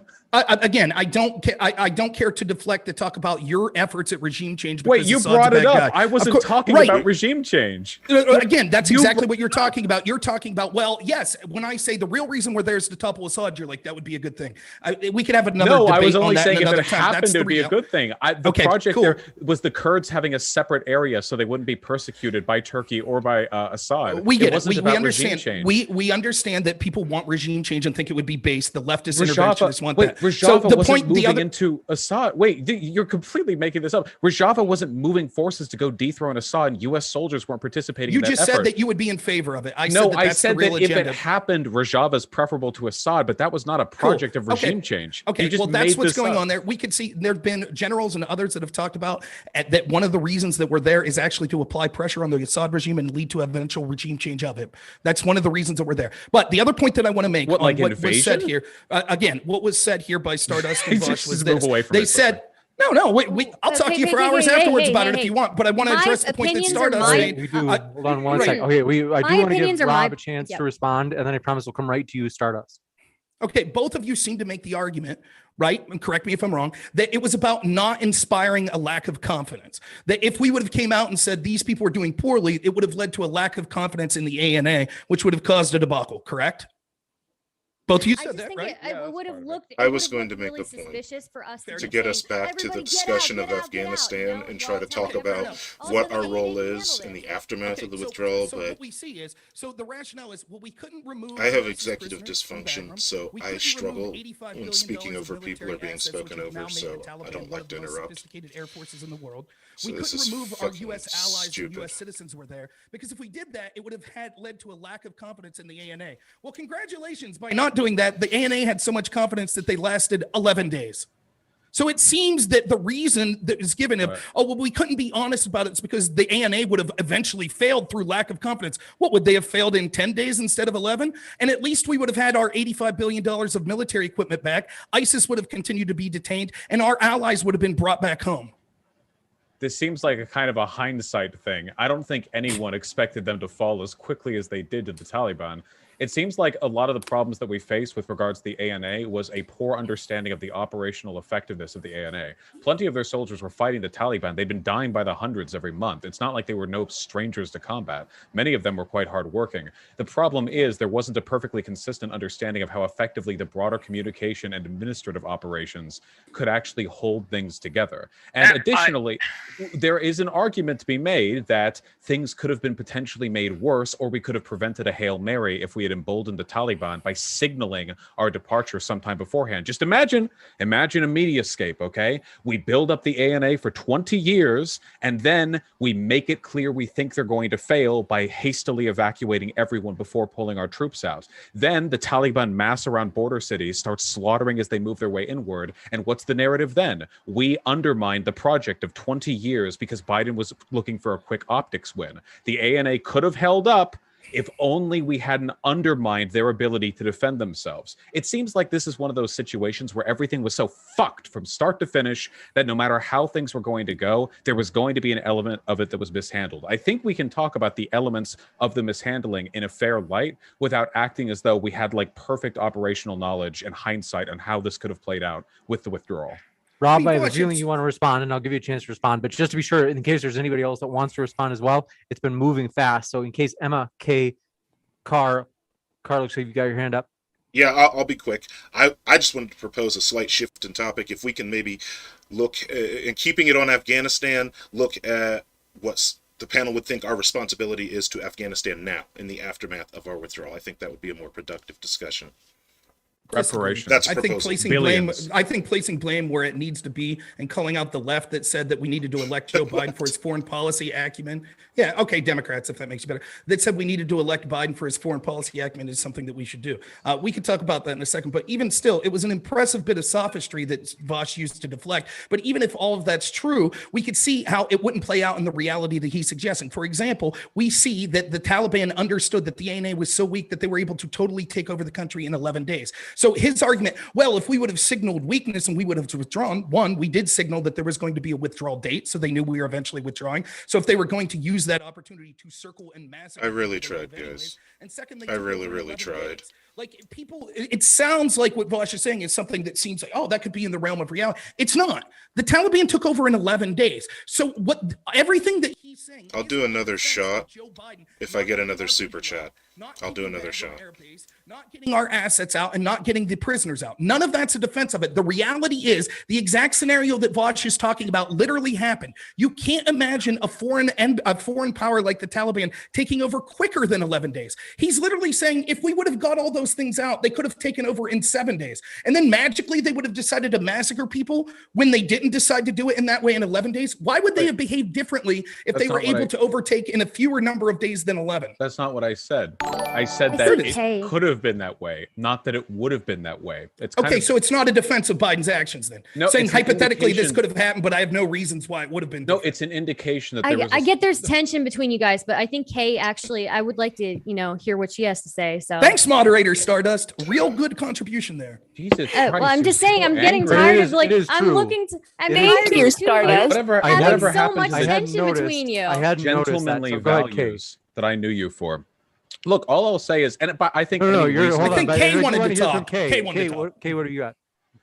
Yeah, I'm not going to get in on the pissing contest between the two of you, but in address to Carr's question about subject change and what our responsibility is now, regardless of who's at fault or who we should be blaming or whatever, there are people suffering, there are people dying in Afghanistan right now. And there are so many people that in the last 2 decades that we've been in Afghanistan have put their lives and the safety of their families on the line to be helpful to the American government in our occupation in Afghanistan. We absolutely have a responsibility to get them and their families out and make sure that they are safe. And that should be our top priority, not just determining who we should blame, who should be put on the chopping block for this. there are lives at stake. There are people suffering. We need to do something about it. And that is the heart of the argument. Yeah, I agree. I We just have wanna- four I- administrations that screwed the whole thing up, so now it's about what we need to do about it. Sorry, go ahead.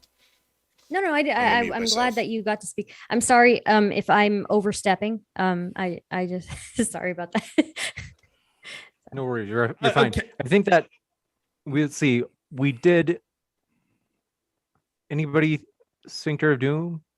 Well, I wanted to say at least what is known is that preliminary reports as to the viability of at least the Afghan Air Force, is that without contractor support, those planes would be inoperable within 6 months. And Afghanistan is a landlocked country, and the Taliban basically controlled everything around the border. So once the U.S. forces left, they were essentially on their own. They didn't have the support structure was never actually set up.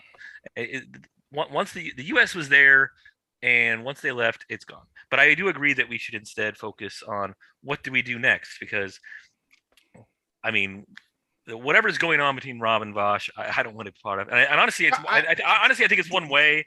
So I don't. I'm not. But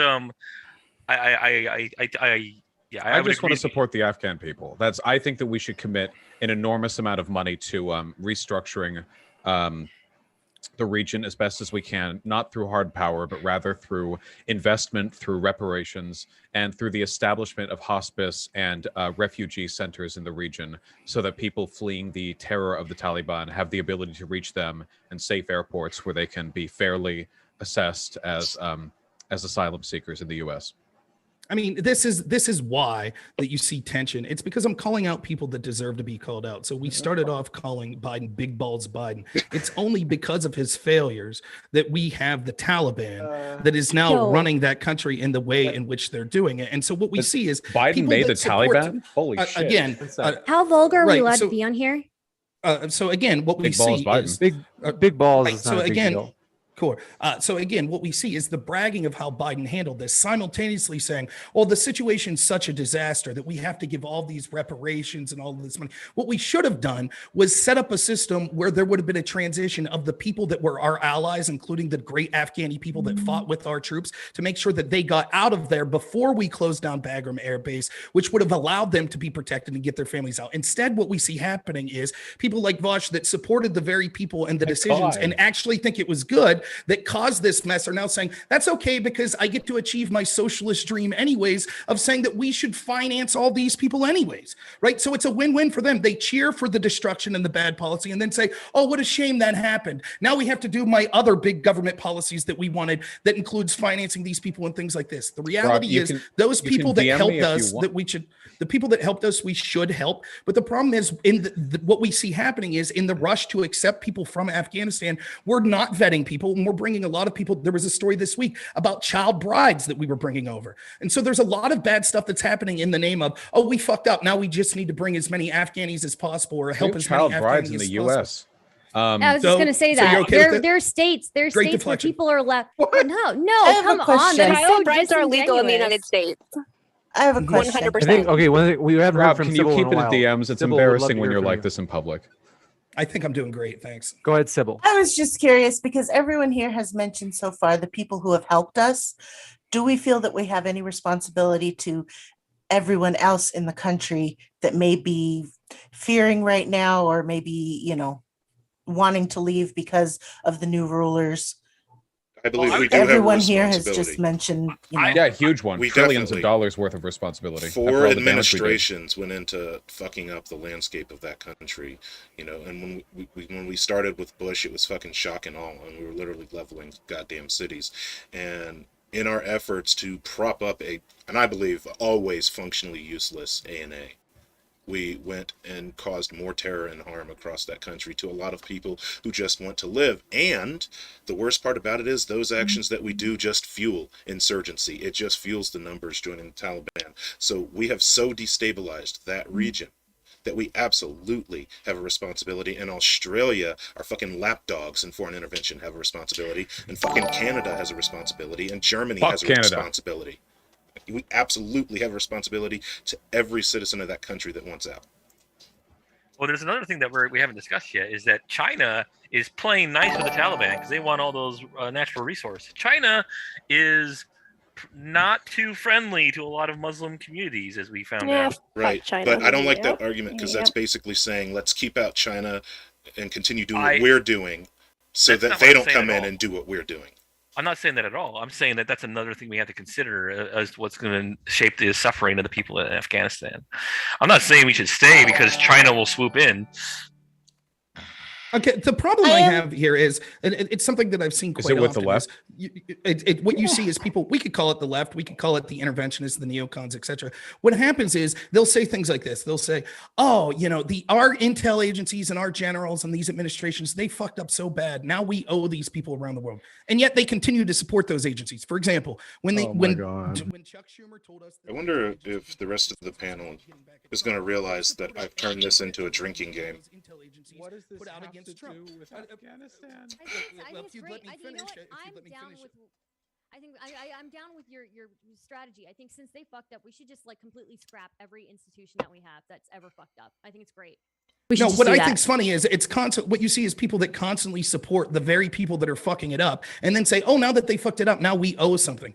Well, stop supporting the people that are doing this interventionism, regardless if they be in the Republican or Democratic Party in the first place. You should. So should we not help people that we real fucked quick? over? There are ways to hate Donald Trump without supporting the intel agencies. Unfortunately, almost every person in the Democratic Party and in the left decided to support those intel agencies because Orange Man bad, and now you want to deflect from it because it's part of your agenda anyways that you want to bring in people and you want to. Are you reading help from people a from other script? countries. What is this have to do with anything we're talking? I am going to light a cigar here in a second.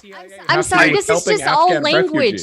This is just all language. Okay, we like. What do you want to do? Do you want to scrap the agencies? Do you want to tell the other people? Scrap the like, FBI, we fucked you over. wait. Sorry. Let's just leave you there. We Sure, I'll fucked you tell you. over. Sorry. Rob, You're dealt the hands you're dealt. How should we help the Afghans? Because I know he wants to get rid of the CIA or whatever, but like, how should we help the Ask that Afghans? question. Thanks, Bosch. first Thanks thing for taking my question.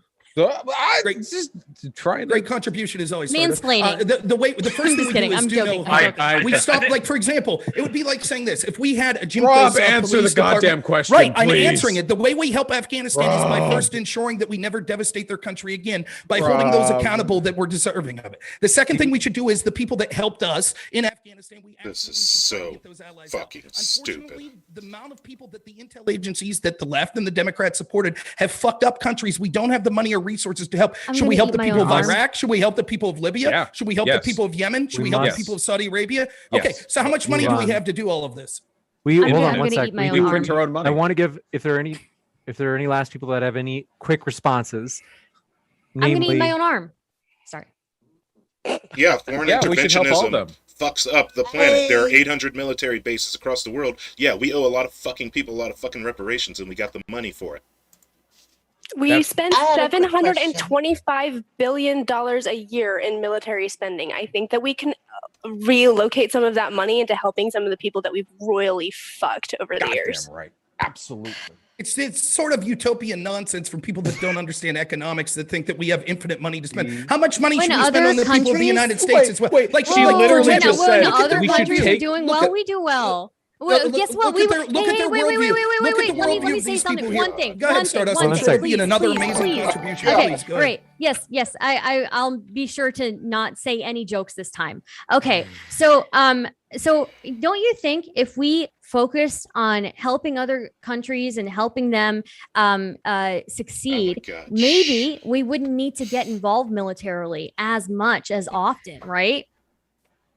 The goal of the United States government is to Not gonna work answer. first and foremost for the people of the citizens of this country. There is so much money and But wealth that helps disparity. the citizens of this country. Excuse me. You asked me a question. Now I'm answering. So there's so much money that our government could spend on the Oh, people so you of just this talk country. over I everybody agree. for the entirety of this, and Right, then you say- and asked then me get a question upset. and then I answer. I'm let's exactly give him a answering chance the to question. respond. That's right. That's exactly what I'm doing is answering. So the money, So the give me a role of the pithy government chance and to respond. the money they have would be to benefit the people of the United States first and foremost. The insanity of people saying we will continue to support the very agencies that destabilize the world, but then say, oh, now we have to about the pay for the world agencies. is insane. And almost all of you, I guarantee, supported those intel agencies when they were declaring war on Donald Trump. I do wait, really quickly before anyone else. I just want to appreciate the irony that Kay over there said, we spend a lot on this So we should put that money towards Y. And Rob's response was, I can't believe the left believes there's literally infinite money spent. Like literally, like X to Y. What, like you? Okay, look, if I have then let's five talk about apples, it. wait, hold on, wait, Rob, wait, hold hold on, one second, Rob. folks, guys, If I have, hold on, if I have, I do want to hear from Sybil. if I have we haven't 5 heard from a lot apples yet. and I give you 2, how many apples are there in total? Well, I do want to hear from Vosh. Sybil. We haven't heard from Sybil a lot. Shut up.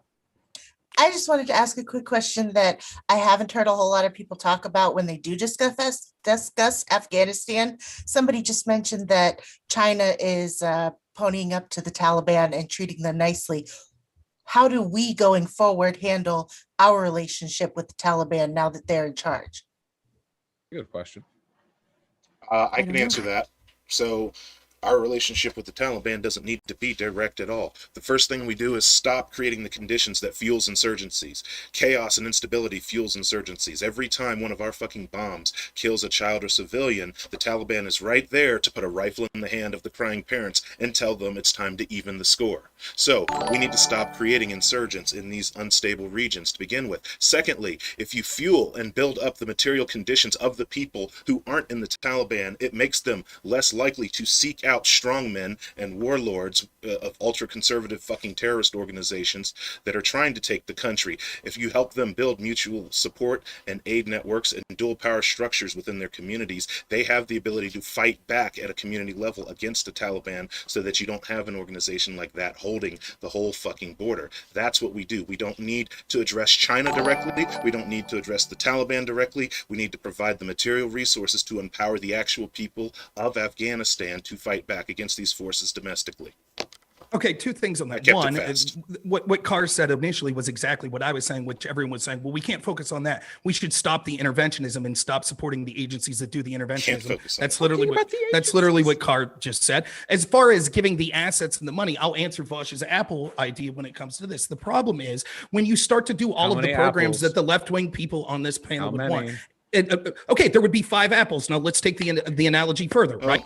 God, Rob, sit one out. We don't just help Afghanistan. We help Rob, these poor countries around the no, world. Rob, shut the fuck up. That would be what, 125 countries? So now we take those 5 apples and we're giving them to 125 countries. But plus we want to give Medicare to all for everyone in this country. Plus we want working to be a choice. We want to pay people that don't want to work, right? So now all of a sudden those apples. We're getting really irrelevant here. We're getting really irrelevant here.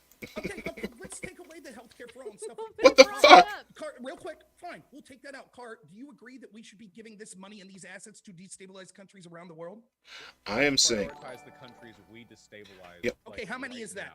How many is that? So hey, just so Libya, we know, Afghanistan, Iraq, and Syria are the most obvious. We're discussing the Middle East. To address you directly in response to your question, I'm talking about Afghanistan and the Middle East. I absolutely believe we should be providing resources. Sometimes that can take the form of cash. Sometimes that can take the form of food. Sometimes that can take the form of infrastructure done through local good faith NGOs in the region. All right. But what we're doing is providing for material resources and needs of the people. It doesn't work like that. Because one, there would be not enough resources to go around to do that and all the domestic. We print the fucking money. We print the money, Rob. We print the goddamn money. We do it every year, except we give it to Raytheon and we give it to BAE Systems. We print the fucking money. So one, just printing the money wouldn't work. I don't even need to get into why that's nonsensical, but you can see how people think that that's a good idea. The other thing is a lot of times when we give money in the form of NGOs and other aid to these countries, what happens is it goes into the coffers of the very wealthy. So we can see that historically the intel agencies have been sending money to poor African countries, Middle East countries, which end up going into the arms of strongmen that then use that money to facilitate their strength, which they then, like in Afghanistan. No, gloves are off now, motherfuckers. I'm pissed. Forced farmers to grow opium and things like that. And that was a lot of aid that was going into Afghanistan that helped lead to that. So we could do better, right? If I can just keep printing, right? We do it every year. That's on my point that I said that. Always do that. Every year we print money and give it to defense contractors. We give it to Raytheon, BAE Systems, Lockheed Martin, Boeing. I'm saying we take some of that shit that we print money to do every single year and actually do some fucking good in the region. So there's a number of problems, and on both sides. I just want to touch on bits and pieces of it. So, one, we shouldn't be debasing our currency to enrich defense contractors to destabilize these regions. So we also should be reducing our defense spending. A lot of it is wasteful in that sense. So the fact that we threw trillions of dollars down burning pit basically is not saying like, well, that's where the money is, that's where it came from. That was a waste of resources. You can't cite a waste of resources as a reason why we have this money. The resources were wasted, and further debasing the currency will only is not free. But at the same time, you run into another problem where, look at the Red Cross with Haiti. Millions and billions of dollars were donated. Very few homes were actually built to help them. So just because we're sending resources that way, we don't have much. How much control do we actually have? You'll recall. You'll recall I said working with local good faith NGOs. The reason why the Red Cross fails in Haiti is because it's a massive international organization directly pumping cash into a country that has a very complicated regional and local infrastructure and political system. The money would be best in the hands of local communities, churches, and groups who know the exact needs of the country instead of just going to corrupt leaders. Not that simple. I agree it's not that simple, but I also take your point. Like I agree with there as well. The issue is, what kind of structure will we have for accountability in that regard? I agree local communities are much more likely to be able to make more use of the resources that they are given to facilitate the needs. I will answer your question. Sorry. I just want to let you know I will answer it. Okay. So we have precedent for this, okay? You brought up the Haitian example, and I like that example actually. I can name a few organizations operating within Haiti that have a proven track record of actual success and actual itemized, efficient usage of funds donated to them for things like building homes, improving infrastructure, and enriching the lives of Haitians. And there are organizations helping Afghanistan that do the same. We look at these organizations and look at the body of work that they have done, and that's how we vet them. We have the means to vet them. We don't just throw up our hands and say, how do we know? We know. We have people who investigate these things. We have auditors, we have lawyers, we have attorneys, we have accountants. Why didn't we have use investigators? them? Because we were fueling a military industrial complex. Rob? I didn't mean to imply that there's no way of knowing. I was just unfamiliar with. You seem more familiar, so like maybe you were aware of how these organizations were kept accountable. I have very little trust in if the government funds are being taken that way. That's where I'm skeptical. And I didn't say government. The organizations that are helping the people of Haiti effectively aren't government organizations. Most of them are churches. And the people who are actually helping people in Afghanistan, the majority of them are NGOs. They're not government. The money comes from our government, which we can't trust. We do have a lot of questions that we have to get through, and if getting all of you out of here in about 2 hours, we definitely have to move into the Q&A. So unless there are any last thoughts from people we haven't heard from, I don't know, Emma, I think we heard from you on this topic on Afghanistan. Did you have any thoughts on Afghanistan, Emma? I'm not sure if we did hear from you. I mentioned a couple things at the beginning, but that's right. I'm good. Yeah, we can move on. Do want to say thanks to everybody for your questions. All of our guests are linked in the description. So if you're like, I like that, I want to hear more, you can hear more by clicking on their links. And that includes the Modern Day Debate podcast. We put our guest links in the description box there as well. So if you're listening via podcast, please check out our guest links, as we really do appreciate them. This one coming in from David Villar. We did not get to CRT tonight. Said CRT is a necessary tool to continue to keep white supremacy from proliferating in this country. Reach me if you need more info. David Villar, thank you very much. And hopefully we'll get to CRT next time as we had hoped to, but this time we had run short. Bruv Mate, thanks for your question, said, Rob, favorite word other than intel agencies? Cool. Great. Leftist, favorite word, bootlicking interventionism, and authoritarian fascism. You literally didn't answer the question. I know. Once again. What was the question? You were just ready to No, I thought he was saying those were my favorite words. No, he's asking favorite words besides that. Oh, my favorite word besides that? The left. I don't know. That's a good question. I would say, I don't know.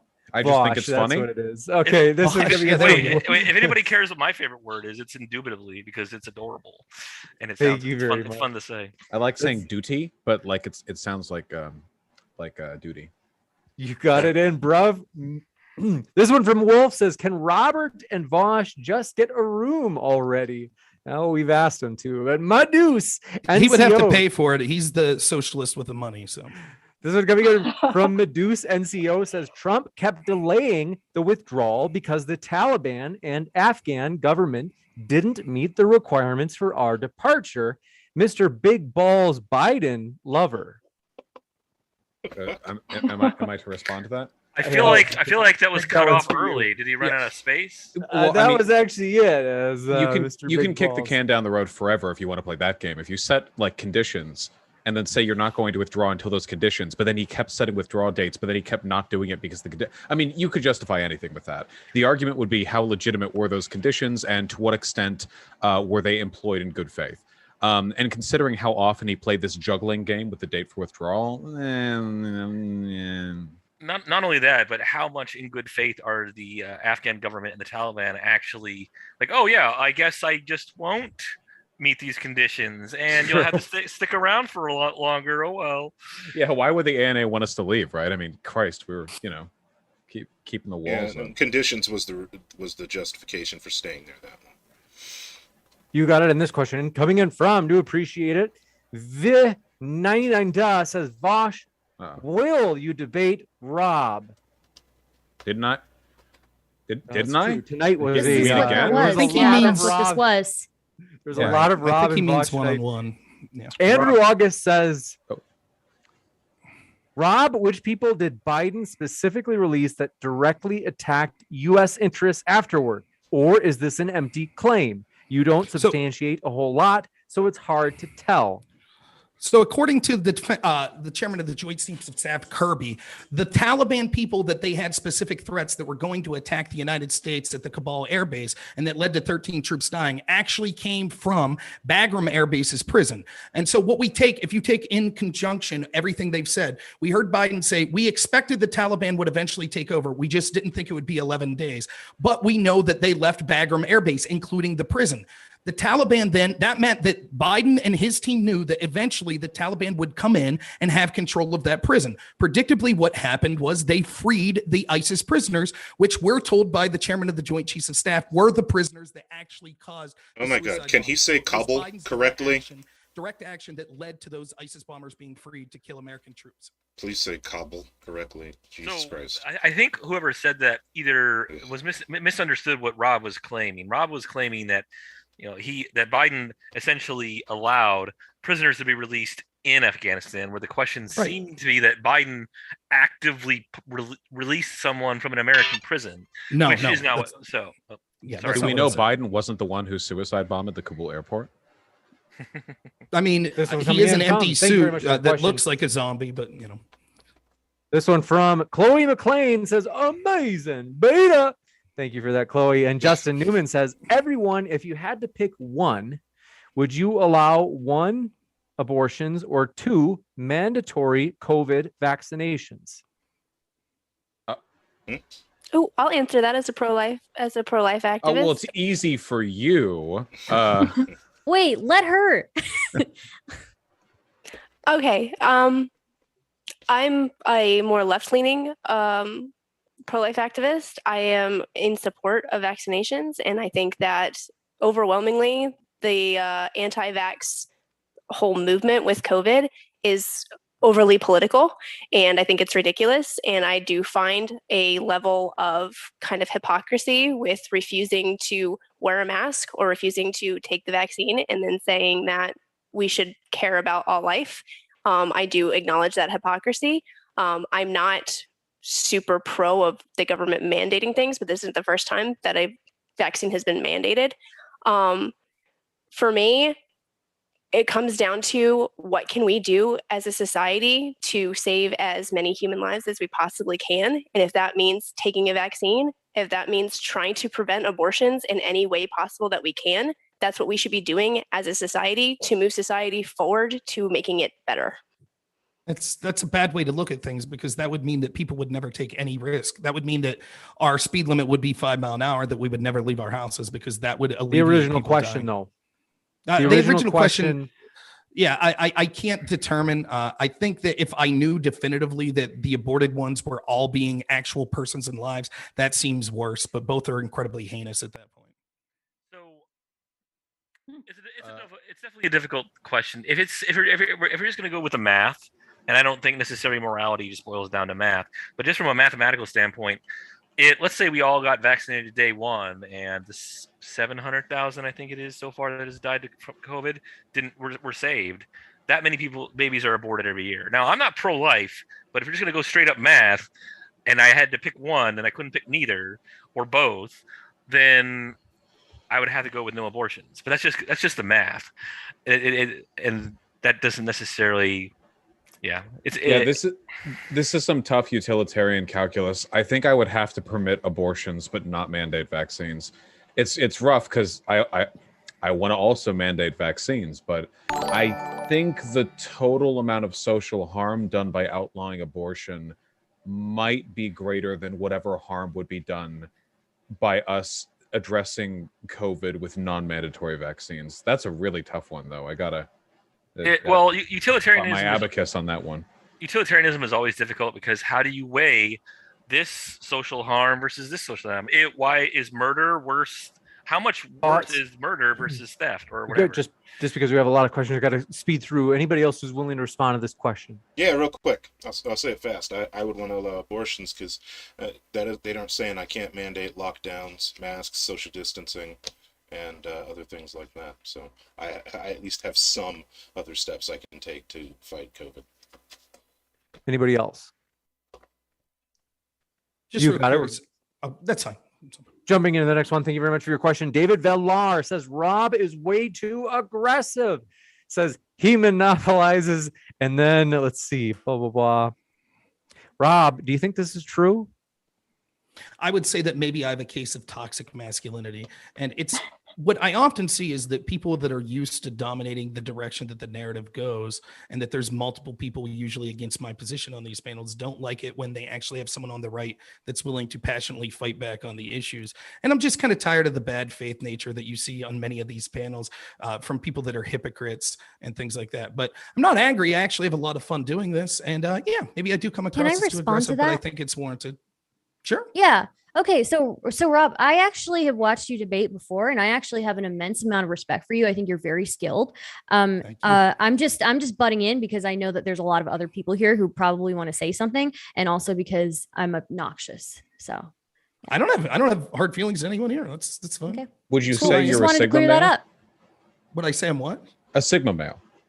A Sigma male. Yeah. No, I don't really like the Greek letters. Right. I stick to good old fashioned English. So. Racism is pretty Sigma. This one coming in from the biologist Bum says, briefly putting politics aside, Afghanistan has some amazing wildlife, like the Bactrian deer. Am I saying that right? Yes, Bactrian. Thank you very much. They say you're welcome. I'll learn something new every day. This one coming in from the legend Rivs says, Taliban met with China 1 month prior to the chaos. Biden is blackmailed by China. Hashtag Corn Pops revenge. China moles to take Bagram. Oh, I know. It's Bagram. Oh my God. Thank you very much. It says connect the dots. Guess. Beijing Biden called it. He and Xi Jinping are going to lead us all together to a glorious future of socialism with Chinese characteristics. I mean, there is more evidence that Biden has been more beneficial to China and Russia, for that matter, than Trump ever was to Russia. And yet, again, we could talk about what we want as influential people that we are in here. We're very littly influential when it comes to the grand narrative. Most of the people that have actual influence in our mainstream media and other places couldn't wait to blame Trump as a Russian stooge for everything, despite the fact that he was more aggressive to Russia than almost any president before him. Now, when Biden comes in and he does things that are beneficial to Russia and beneficial to China, now it's laughed off as a big joke. Sure, he's doing this to benefit China. All we want is the standard to be applied evenly from these organizations. You see this one coming in from Balthazar228 says, if you crash landed on a desert island and by the time you woke up, someone had collected all the coconuts and told you that the only way you'd get a coconut was to have the U.S. leave Afghanistan, would it be viable coercion? I mean, I understand this is a reference. This is a reference to some Vosh debate that occurred. If we're going to reference Vosh debates, there's many better ones we could do than that. Well, in that case, you'd get both the withdrawal from Afghanistan and a free coconut. So I mean, this is better than what we got, which was withdrawal and no coconut. So yeah.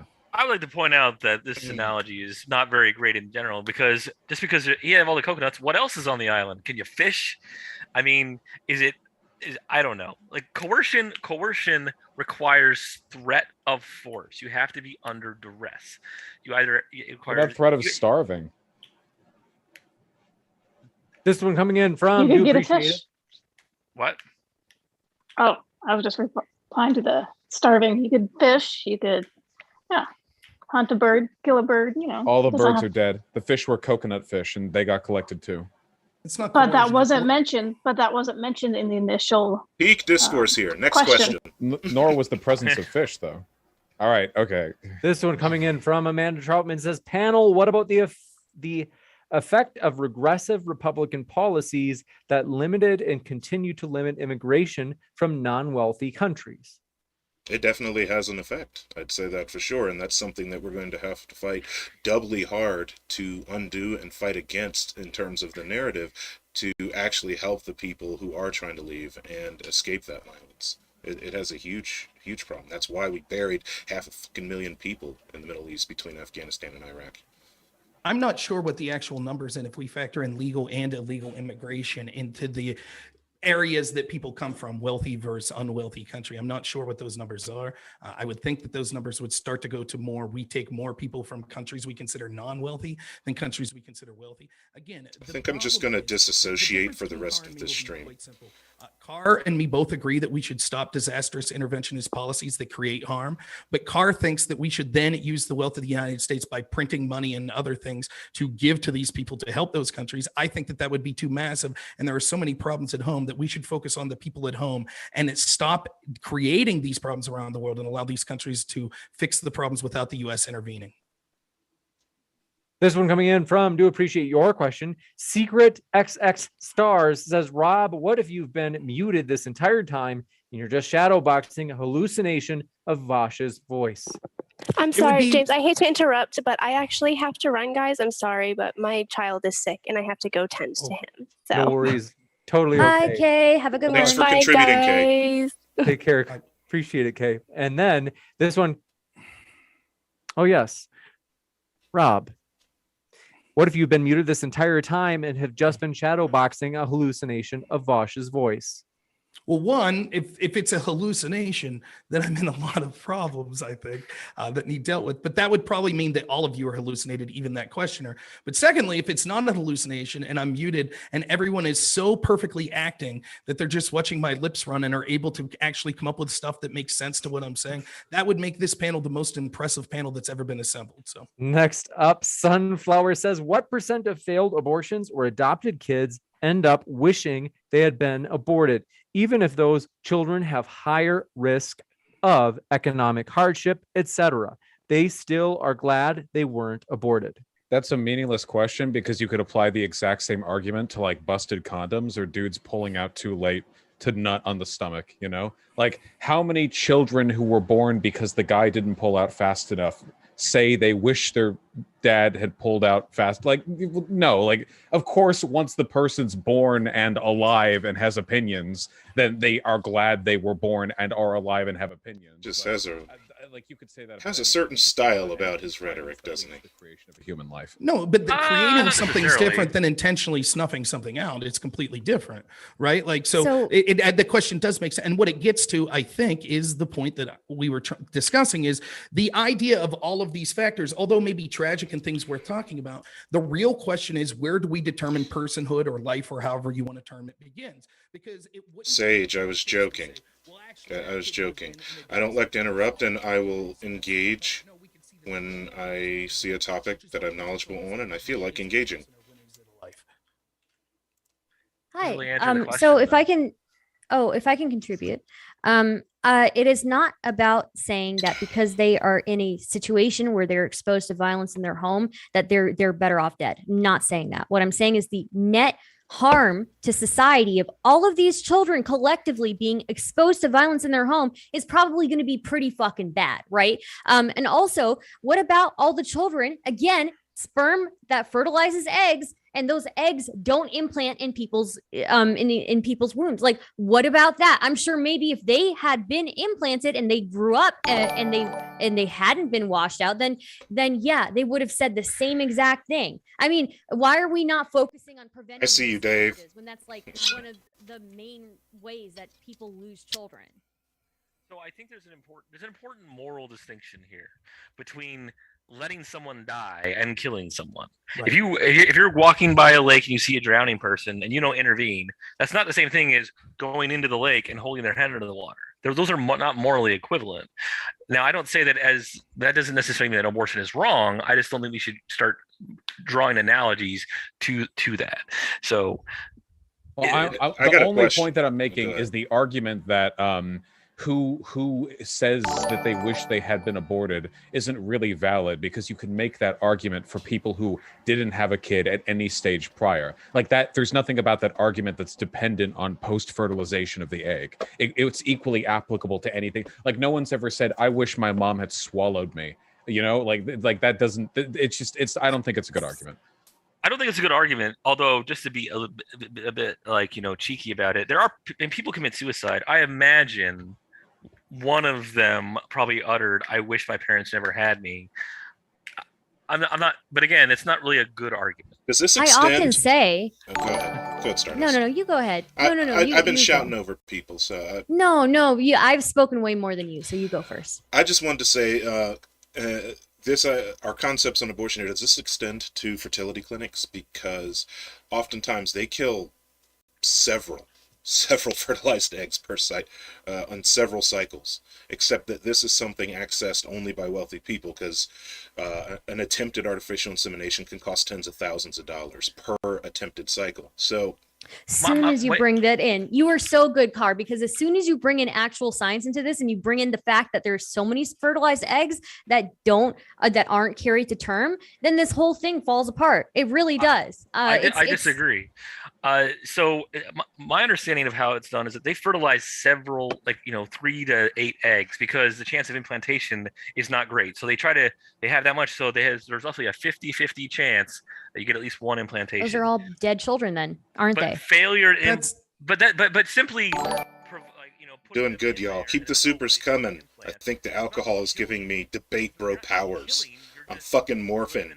My power level's coming out. I'm about to be over 9,000, y'all. That's not the same thing as taking proactive action. Well, do you think pregnancy is passive? Do you think pregnancy is passive? You think carrying a child for 9 months is passive? Okay, when you say passive, what do you mean? Because on the one hand, I know I'm muted because I'm talking to chat, not to the panel. Carrying a child for 9 months is not something that you passively do. So you're not passively letting this thing live. You're taking measures to make sure that it lives. Pregnancy is also not something you consciously do. You're not consciously telling your body to send the baby resources. Keep the supers coming so I can go Sun Ra on these motherfuckers. If you try to get pregnant, have a fertilized egg, and then have a miscarriage, which happens all the time, by the way. Oftentimes, a miscarriage will just be flushed out with the uterine lining, and they'll never know. Then that would be Then that would be tantamount to negligent homicide. That's something that you facilitate, because there are things that you can do to decrease or increase the likelihood of a miscarriage. If you have kind of like a not great womb, like chances for you like having a child aren't great. Is you attempting to get impregnated essentially the same as you throwing children into a meat grinder in the hopes that one of them will succeed? The logical extension of that thought is that the only women who should be able to reproduce are women at the absolute peak of physical athleticism. So they have the highest likelihood. I mean, we take all the cares in the world for living children. If we're assigning that moral worth to fertilized eggs, then we should only be allowing women who have incredibly high vitamin content, who are very strong, who are very likely to produce the strongest children, to actually go through with it. That's such I have a question. I have a question. It's a deflection. Sorry, I check out a bit when they get into this navel-gazing fucking wank. Negligent homicide is a thing. It is still homicide. Yeah, you think fertilized eggs are persons. That's negligent homicide. I have a question. I have a question. Several people talking at the same time. Thanks for the donos, Spectacular Snyder Man and Dave Outlandish.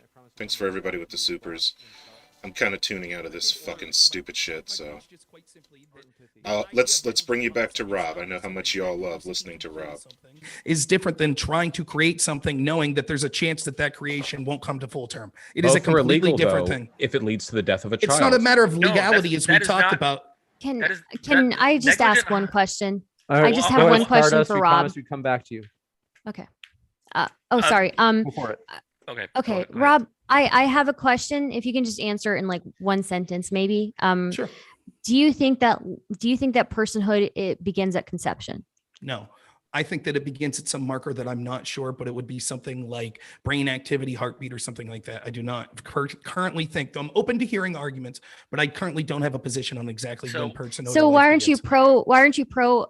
Like, I don't know, abortion up until that point. Then I ran on that. I ran for Congress and ran on that, and I got screamed Okay. at by Republicans over and over again. You This ran one- for political coming- office? Holy shit. I did. This one coming in from Interesting. Wait. Interesting. I want to address something that Vosh said. Negligent homicide does not have a standard of you have to do everything possible Oh my God. to prevent death. You This have man there's campaigned a legally For established political reasonable standard office? for you to, and you have to have a specific knowledge Oh of my taking God. on specific risks. It's kind of like with driving. If you drink and drive, you have obviated yourself of not accounting for risks. Not obviate. I'm sorry, that's not the right word. But you have essentially been negligent in taking on the risk. But if you are just older and you have a slower reactive time, you are not, and then you get into an accident, you are not. Somebody, please find and link a campaign video of his. Somebody, please find it. One of my mods, find that shit. Please, find that fucking shit.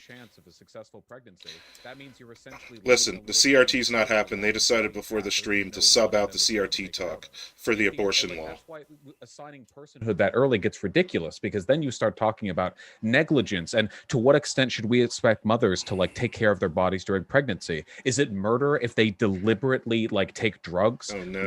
Did he pull a why I left the left? Child abuse. There are so many legal and moral extensions of the idea that What if they personhood have begins at anorexia? conception. Yeah, if they're anorexic, if you're anorexic and you're starving a kid of nutrients, how is that not any different from negligent homicide if a kid that is a born child dies of starvation because your mental illness prevents you from going out to the grocery store and buying them food? There's so much stuff that doesn't work when you apply personhood to the fertilized egg. It just doesn't. Well, it doesn't work if you transfer. it doesn't work if you apply a universal like the standard of negligent homicide that you're applying. But negligent homicide legally, there is it's always the whole reasonable person, reasonable standard kind of thing, because but ultimately pro-life people keep saying murder, so it seems they're willing to apply a perfectly transcribed one-to-one version of existing law onto fertilized eggs.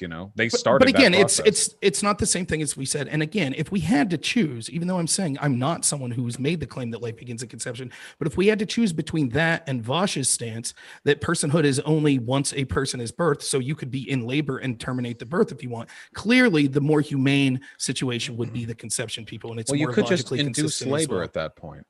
But what if the I woman believe- chooses not to? I believe think- Stardust Do you have that choice? Stardust had a question. Yeah, I do have another question. I'm curious now for Rob, because I found that super interesting. At what point would you say is a good point to stop people from having abortions? I'm just curious. Sure. So again, I don't know exactly. I will admit my Mhm. ignorance in not being someone that is a medical professional. I think that we need to have a philosophical conversation of what a good benchmark would be. Possible benchmarks could be heartbeat, could be some sort of measurable brain activity, could be something like viability, the point where if a baby would be taken outside of the womb, that it could be a viable person All at right. that point with medical intervention. You don't have a personal preference at all? I would or- like to hear this argued out by professional medical people that are talking Okay. about when they feel that life begins. So what benchmark you arrive at is a philosophical question. What those benchmarks are measured at would be a medical question. So viability, 21 weeks, I believe it is. You get cardiac activity at 6 weeks. It's not a heart yet, but it is cardiac tissue. The first, so the ability to feel pain, it's actually kind of unknown when fetuses can feel pain, although the nerves responsible for pain, at least in the head with the trigeminal nerve, it starts developing at 8 weeks. So those are benchmarks, but the question is, are those benchmarks the relevant ones? Sure. Because feeling pain, One of those benchmarks. animals, plenty of animals feel pain. We don't treat them as persons. So But again, the point that I'm trying to make is we need a benchmark in order to decide this, and I would like to hear reasons why those viable benchmarks should be considered. No, But I don't I'm not consider going to the engage with benchmark this. a I want him to moral get to the norm. next I think question. that it's inhumane, Get to the next and it's super. Jesus obviously Christ. So You have to circling- justify that. Sure, I will justify. So the justification is that we can see that there is some sort of activity where at some point a fetus early in development is actually something that we should consider a life in a person, right? There are debates that could occur whether that is heartbeat, brain activity, viability, etc. obviously- But all of Wait, that wait. is better. So what people are asking, again, the point that I'm making is that these benchmarks, and I'm willing to listen to medical professionals dictate as to why each of those and argue their case and why each of those would be the preferred marker. However, all of those are infinitely superior to the argument that we should allow women to have elective abortions even 9 months in because it's not a real person until I it's just born. want to point out, by the way, that at no point have I ever actually said that is the case. The you number did. of abortions that take place that far into pregnancy are such an infinitesimal fraction of the 12,000 total a year. number that actually take That's place. Late-term abortions. Late term- Out of late term- millions and wait, hold on. Wait, So wait, what? wait, That's still not wait. infinitesimal. Wait, hold on. Wait, well, as a proportion of the total, yeah. And anyway, wait, 12,000 for 9 months in or for third No, trimester? It's late term, it says. post 21 weeks. So that's No, not no, no, 9 no. months in. So it's post 30 weeks. It was 12,000. Is the numbers that I saw. We must. Post We 30 do have a lot weeks. of other questions. Yeah, I was wanna going to say, do we at have least more get to these questions? Last two. James? We've a given hot these topic. extra time. This one coming in from Wolf says, "Why are people comparing abortion bans to vaccine mandates? Is pregnancy a communicable disease?" Now that's an image for you. Life is a sexually transmitted disease. So yes. I often because- say I never asked to be born. I never did. I never asked to be born. It's because Born the- to shit, the- forced to wipe. It's Yeah. because the defense of abortion is considered my body, my choice, which means that you have medical autonomy for the decisions that occur in your body, right? And so again, the person that's asking this question is probably a person that doesn't think that a fetus is a person. So they're like, well, it's just a clump of cells. So on You one don't think hand, it we're is just either. talking about the elimination of a clump of cells, but on the other hand, we're talking about people's medical decisions that could negatively affect a person. But if you look at it as if someone's assuming that that fetus is a life or is a person, then you could see how that example makes sense. The comparison makes sense because both of them are saying, should you be allowed to have privacy in your medical decisions, even if it results in the harm of another person? But you don't even believe that a fetus is always a person, right? So I mean, I'm a little bit confused at where, like, you're saying that this person obviously doesn't believe in it, but you don't either at a certain point, right? Well, we all have our different interpretations of what the benchmark should be for when something's a person, and you're trying to pigeonhole me into saying life begins in conception. It's not an argument. No, I'm that not. I'm not but trying I'm to saying do that that. once, I'm just curious. right. That's So all. the argument is quite simply Yeah. the argument that we should have about abortion is instead of talking about like domestic abuse and things like that, the question is we should all have a serious conversation of when do we consider the fetus to be a life or when do we consider the fetus to be a person? And we should all agree that after that point, we should not allow abortions except in very specific cases of things like the baby would be born with a chronic illness or the mother's life was in danger. But Why? so the point, why? Wait. Because Oh, If wait, hold we on. put- Wait, could you kill a child just because it happens to have a debilitating illness? no. Well, then why could you kill a post-personhood fetus? It's because if we made the decision that the debilitative illness would be so much pain in life that we would decide it, And we're that's going a to make different that choice calculation. for it? We're going to kill a child because you think it's going to be sick? Shouldn't you let it be born to make that It would be a decision for similar itself? situation. It's similar philosophical conversation to people that are in coma and haven't articulated in their last will and testament what they decide. and by the so way- we allow the loved ones to make the decisions in those points where they're unable to formulate an opinion or be responsible. And why But would it's it an matter, by interesting. the It's an way? interesting. But it's go ahead. Why would it matter, by the way, if the mother was going to be hurt or potentially killed by the birth? I mean, Because- in one case, because if we you don't abort the ask- child, that's a guaranteed murder. Whereas with the mother, it's only potential. It seems like if you accept the personhood and reject the bodily autonomy argument, then you're morally obligated to permit, or I should say, to deny the abortion no matter what. And all these That's not true. incest and rape exemptions are just people trying to hastily save face to avoid looking like the monsters they are for denying That's not true. essential medical services. That's not true. We would never ask anyone to undergo a medical procedure that would likely lead to their death to save another person. To get back to the question real quick, I think the main difference that I would say, if we're Wait. talking about mask mandates or vaccine mandates versus abortion and why they could or could not be compared, I would say that we can take a consequentialist approach to this. Okay, a vaccine mandate would save lives. Making abortions freely available would save lives. It's been shown to work and lead to less abortions in developed countries. I am speaking from an Americentric perspective. It would save lives in America, and vaccine mandates would save lives. It's not true. I hate to do this, but we've gone on this topic for quite a while. I do want to get through these last couple of questions. This one, Nikki Aaron says, should fetuses be covered under all protections as born children? If yes, it is child endangerment to impregnate a woman with a high chance of miscarriage. True. Oh, It's a dumb point. It's the exact same. Could you repeat that, please? Could you repeat that, please? I want to make sure. Like, it may be the same point. I just want to make sure I heard it correctly. It's the same. They said, should fetuses be covered under all protections as born children? If yes, it is child endangerment to impregnate a woman with a high chance of miscarriage. It's the same point we argued. It's not. Yeah. I am sorry, everybody, for this disgraceful representation, this disgraceful attempt at a debate, this mockery, this facsimile of online debate. I normally don't do this. You're not endangering people more. So and they never actually refuted my point that making abortions freely available lead to less abortions. Drive into a group of people Hold if on. you wanted to. And I brought that up a while ago. If you're a motorist and you're driving an automobile versus a motorcycle, you're more likely to be injured. Let's say you have a passenger who just willingly came along. They are more in danger riding the motorcycle. As I drink this, Sage, why are you trying to start shit?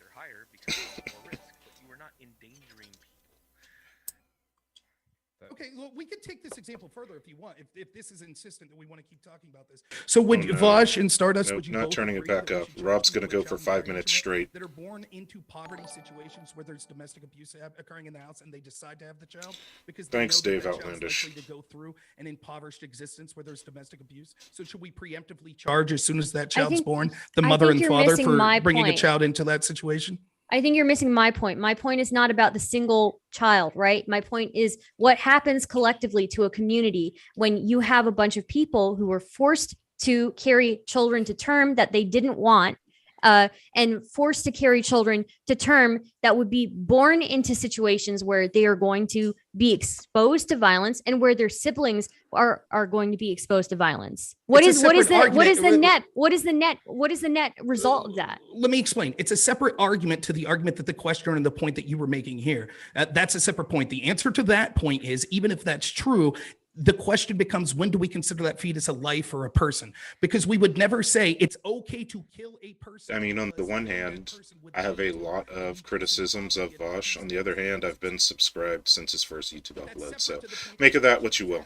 And you're the argument that you and Vosh are making, that's, if you know that you're likely to not be able to carry please don't associate my view. I know that it's if you're easy agreeing to do that, with but him, I don't think He that sees it's hazy unreasonable. after images of me every time he looks anywhere else. Like when Sure, you stare if at a you're light for too agreeing, long. if you two are agreeing in the position, and I'm I don't addressing even know both what of you, his I don't. position is. I don't know what the I basis don't of his doubt that you position don't, is. to be honest. I don't. I honestly don't. I All don't right, watch this one his coming content, in dude. from, we do have to move to the next one. This one coming in from Daniel D says, Rob, regarding your withdrawal from Afghanistan, do you believe that General Alden's plan could have reduced loss of life?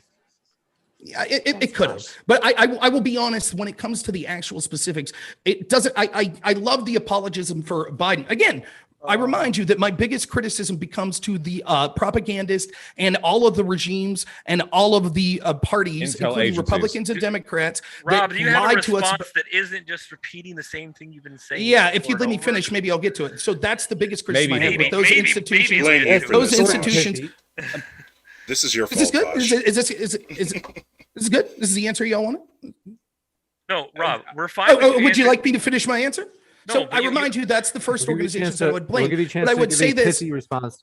Okay, so the answer is that the apologism for Biden says things like, well, we don't know what he could have done better. It is quite simple, and I don't know who exactly the generals would have been under Trump that had this plan, but it is quite simple that we shouldn't have let go of Bagram Air Base until we got our assets, including people and military assets, and the prisoners that we didn't want to escape for gone. That's common sense. Everyone understands it. So the question was, what do you think General Alden's plan would have saved lives? I didn't hear a mention of the deep details of that plan and how it would have saved lives or not. So Stop. Listen, sight of the stars. The problem is Rob doesn't finish. That's the problem. So could you answer the question, please? Sure. Why don't you explain to me exactly what General Alden's plan was? How many pages was this plan? I don't know what his plan was. Right, which is exactly why my answer was. Stop with the memes. Some of us which are is taking exactly, this seriously. exactly why Can we I said take I this don't know what seriously? his specific details of his All right, plan we was, have to- but it's quite Car is simple that right. if we had a We plan have to to leave take this Bagram Air Base, seriously. it would have been All a right. disaster. Jesus I'm Christ. not making claims to what his plan was. You were Okay. if you didn't know the details, that's fine. Next up. It- Okay. Jesus. Forgive me for interrupting. So sorry. I did promise to get you all out of here in about 2 hours. We're already 20 minutes past that. So I do want to apologize that.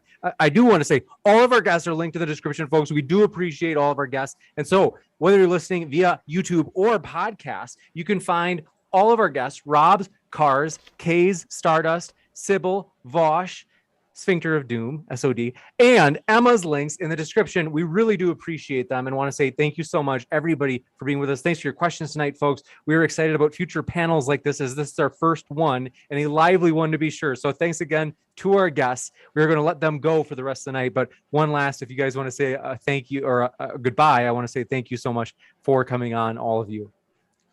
I love you. I love you, having James. us. I hope. Thank you.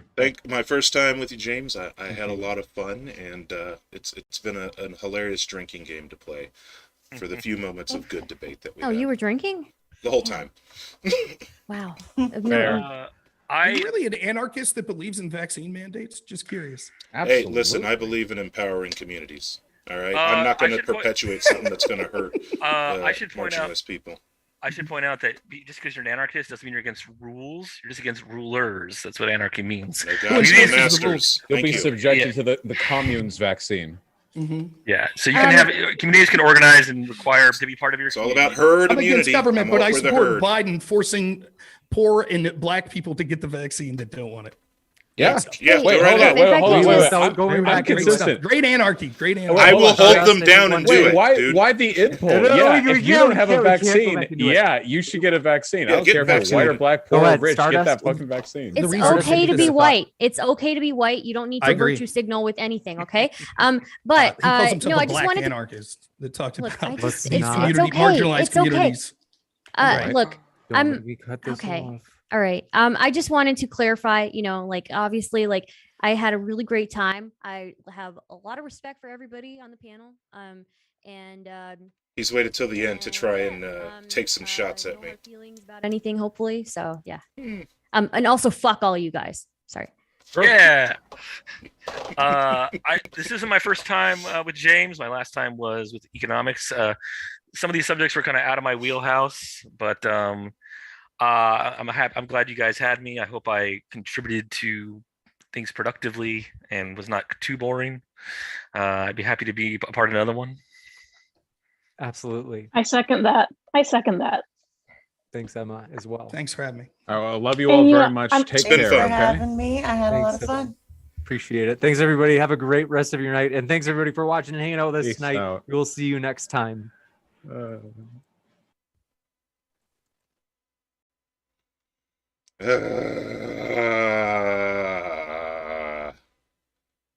I crave the void.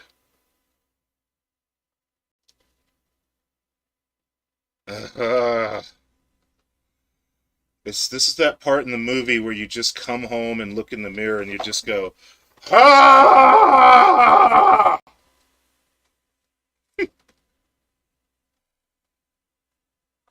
My God. I do not like debate bros.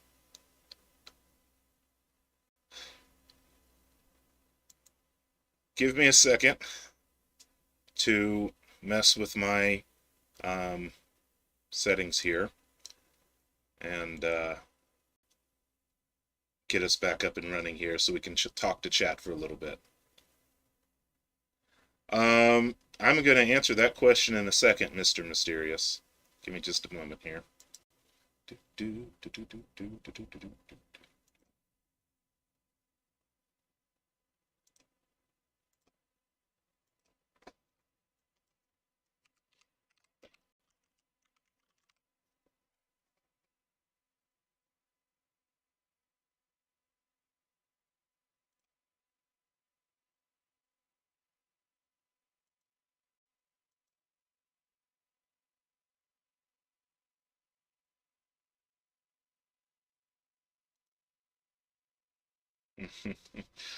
Yeah.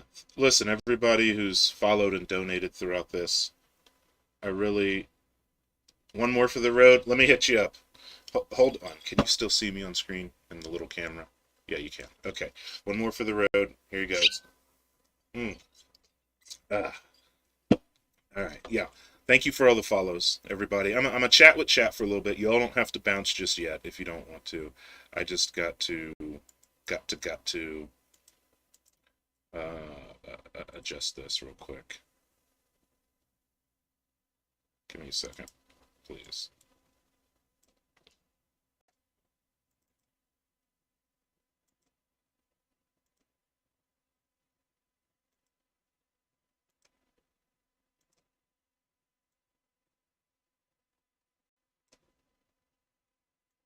Give me just a moment so I can put my good camera back up. If you notice that my camera on stream was a little bit shitty, that's because I put my good camera up on the Zoom meeting, so that's why the stream camera was a little shitty. But here we are. So, did everybody have fun at the debate? Are you all not entertained? Do you see what I do for views and subs? You fucking carnivores. Y'all wanted blood, so I gave you blood. Ah. Do you have any idea how hard it is to do that with unmedicated ADHD?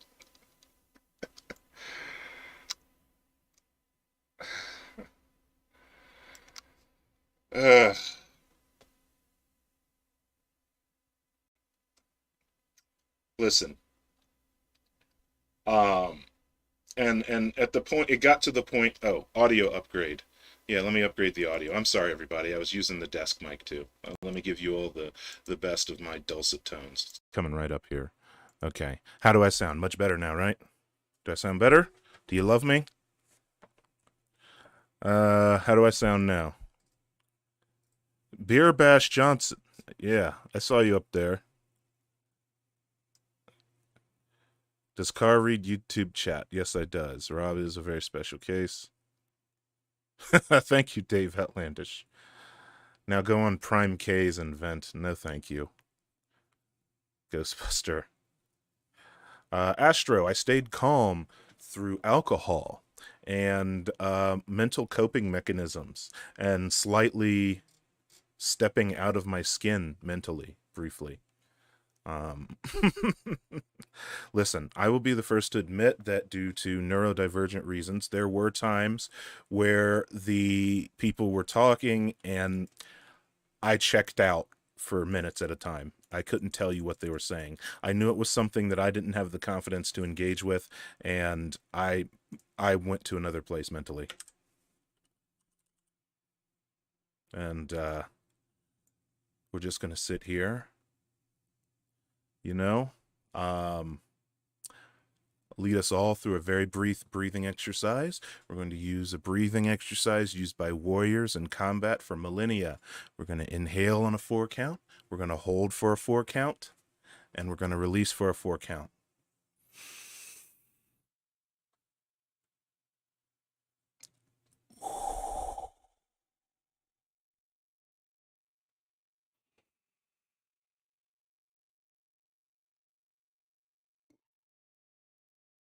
Now repeat that as many times as you need to, folks.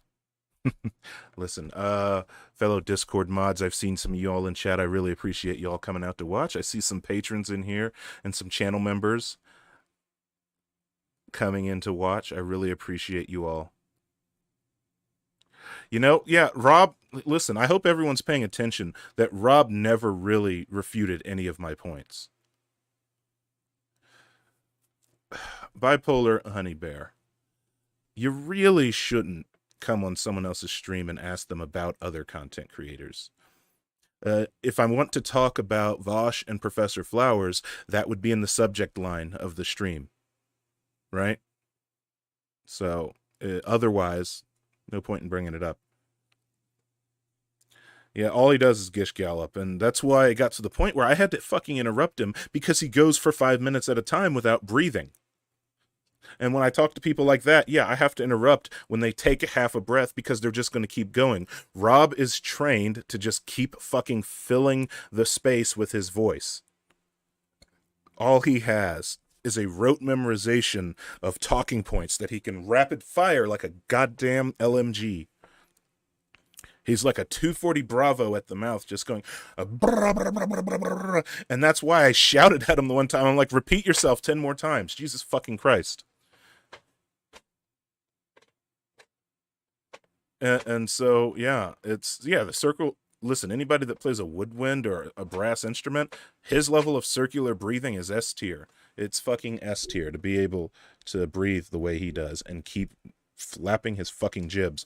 Honestly, it's always fun to stream with Vosh because don't get to be on stream with him too often. And I actually liked the few times I talked that he didn't shout over me.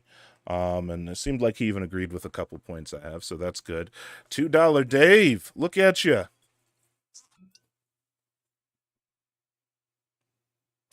Matt S. Maybe it would be cool if I could talk with Vosh. I'm not going to reach out to him. He can reach out to me. Dave trying to get me fucked up in here. Oh, wait, I changed the discussion subject. $2 Dave Outlandish. Trying to get me fucked up. Okay. So, Rob wanted to argue. Yeah, no, Rob didn't want to argue. Rob wanted a cue to fire off 1,000 words of pre-recorded talking points. That's all Rob wanted to do. He didn't want to argue, and he didn't want to debate. How many times, in good faith, did Rob respond to my actual contentions?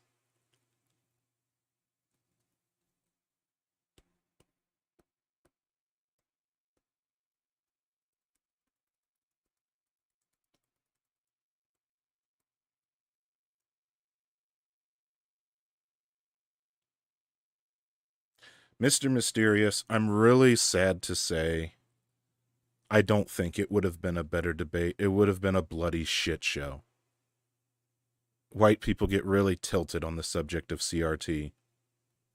It would have been a shit show, Mr. Mysterious. And while the one thing I would have liked to be an actual black voice in the discussion of CRT debates for once, on the other hand, I was a little relieved when James told me that they were subbing out the topic because it was no longer fresh in the discourse.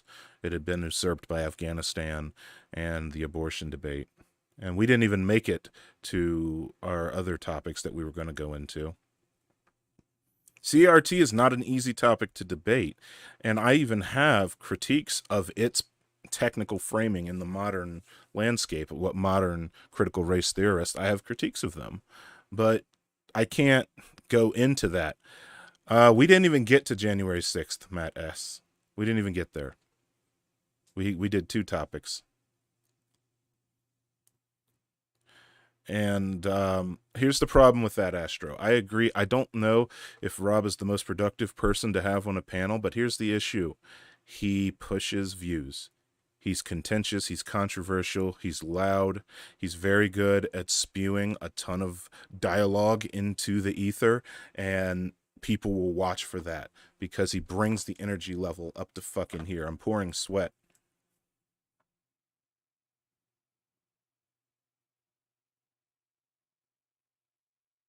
Yeah, I wouldn't want him on a panel. But it's my first time working with James, and James was nice enough to invite me on the panel, and I do appreciate that. Maybe James could have stepped in a bit more, and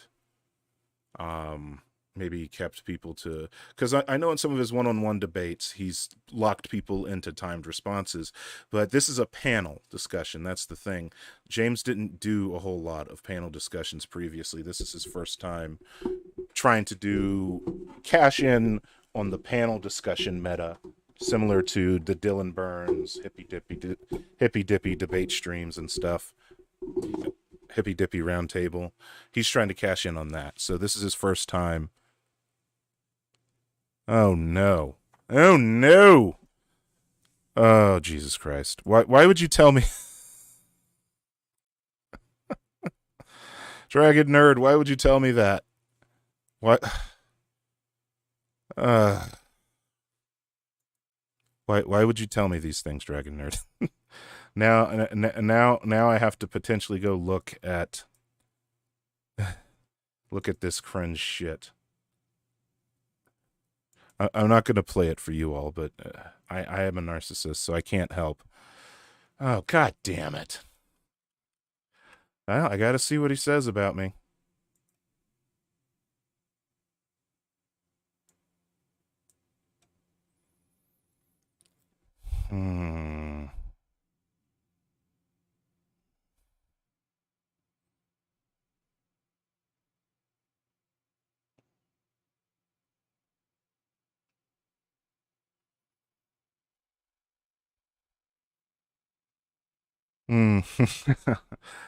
Hotep just means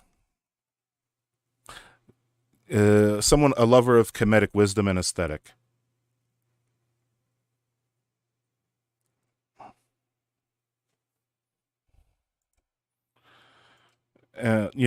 Basically, I like comedic wisdom. I like comedic aesthetics. I like. I have a general understanding of Egyptian stuff, and I like it. There's a video I made. It's called LARP. It's good.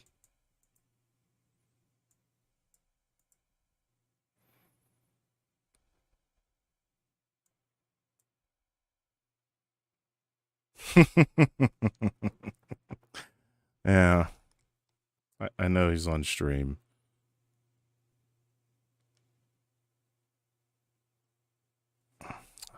Listen. For anybody, I know there's some people from his community have joined me in viewing here, and I appreciate you all.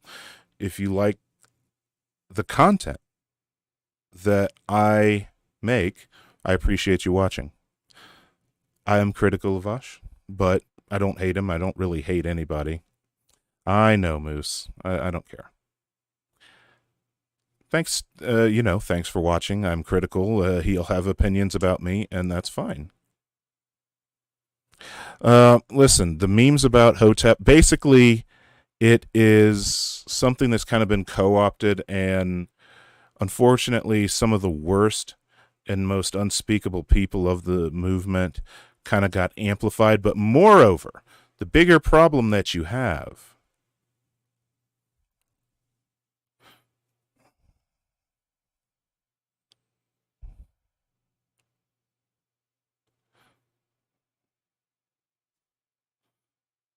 I don't know.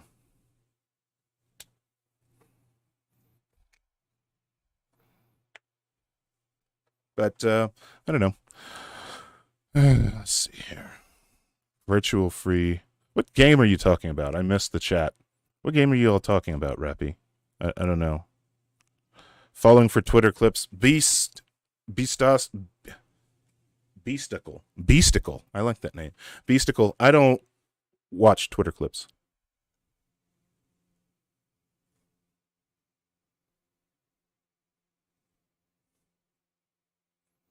Small panel discussions with Cave Story.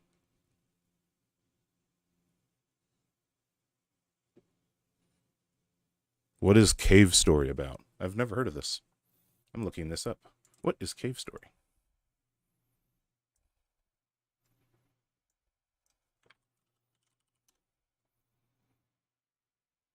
Oh, it's a Metroidvania.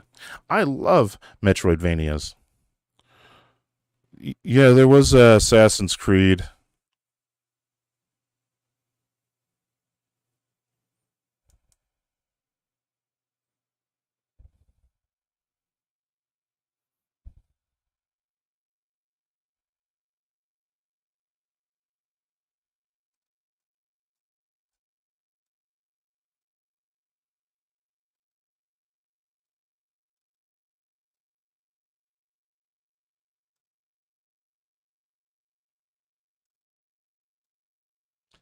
Find a YouTuber whose values are similar to yours. Oh, wait, hold on. I didn't turn on the background music. Why didn't anybody tell me? I gotta put the music back on. Let's get the chill vibes back. Let's bring back the chill vibes. Okay. I was sorry. I got locked looking up Cave Story, people.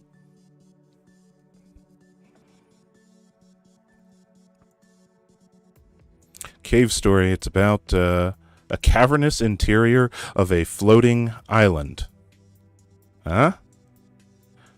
Populated by Mimiga. Huh. Rabbit-like creatures. This sounds crazy.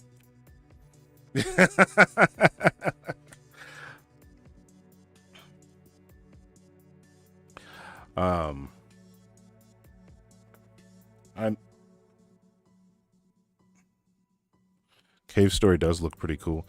Yeah, you know, I got a bit frustrated because I got super busy on a Saturday and forgot to sell off my turnips, and so I had to eat like 1.5 million turnips.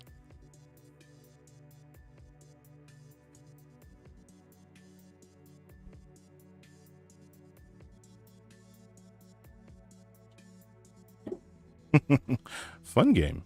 Think so? Cave Story, is it on Steam, you guys? Is Cave Story on Steam?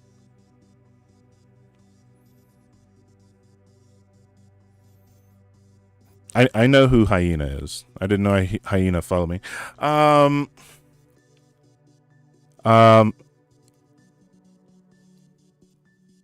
of Iron.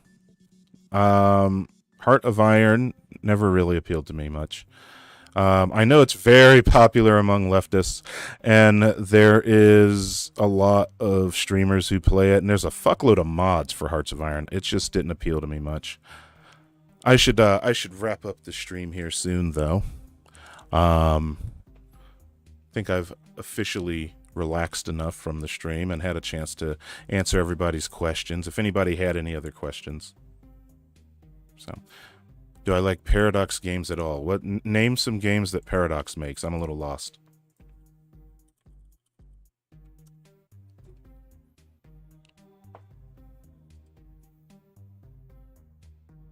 Let's see here.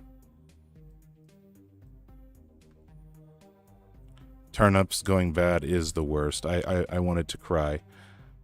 I wanted to cry so bad.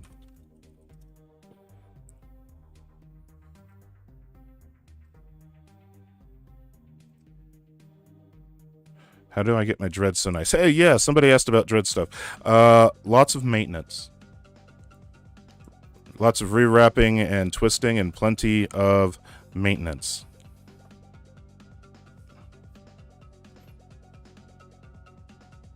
Lots and lots of maintenance. Who is messaging me?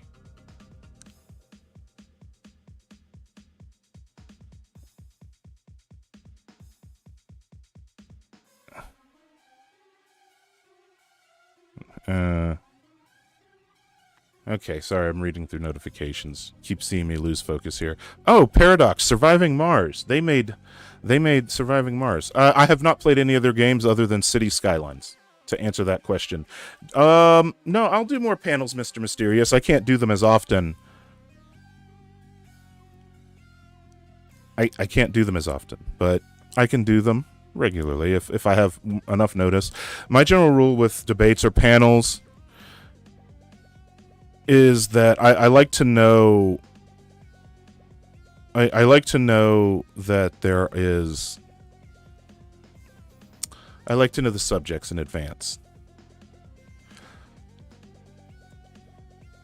Yeah. Oh, thanks, Dave. Thank you so much. I guess I got to get the last swig. Thank you for the kind words.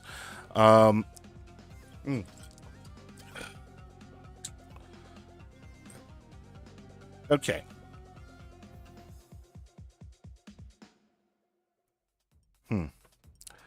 I am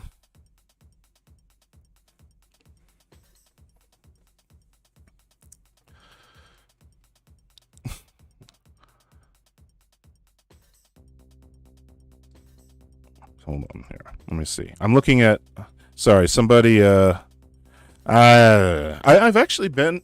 Well, I was on a charity stream with Dylan Burns and Katarina, and they were both really chill. I love both of them.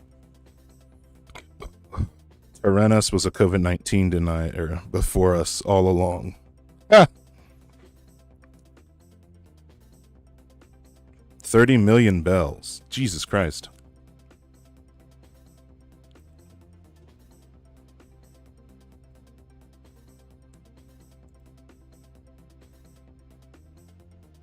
All right. I'm looking at these games that Paradox makes. Holy wait, did they make all of the Planetfall games too? Did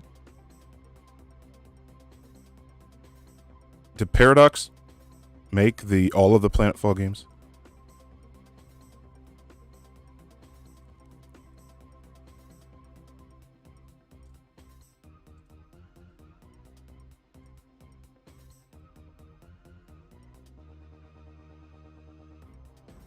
Let's see here. Paradox makes schizo map games. Yeah, I remember trying to play Planet Side, and it was just too much. Planet Side was too much. Their catalogs all across the board, yo. KG. Thanks for joining me, everybody. Okay, I should get off stream here. I'm at that point where my focus is wild and I'm having trouble staying lined up.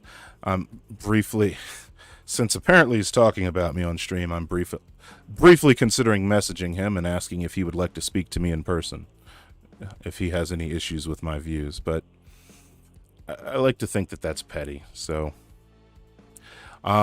everybody, thank you for the supers. Thank you for watching tonight. I really do appreciate all of you checking in. I'm sorry for all the nonsense in that panel. It was definitely had some good times. It was definitely fun. It was definitely a lot of fun. But I could probably see myself doing it again. So what I'm going to do, any of you watching on Twitch, don't you fucking move, okay? We're going to raid into somebody. Four viewers. I don't have many viewers on Twitch. Who are we gonna? We're gonna raid Universal Discourse. Everybody, ready up on Twitch.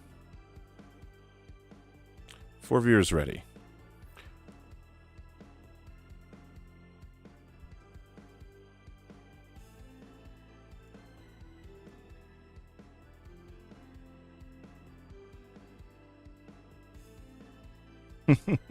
All right, everybody. Thank you for joining me today. I'm not going to raid Vosh, Beasticle.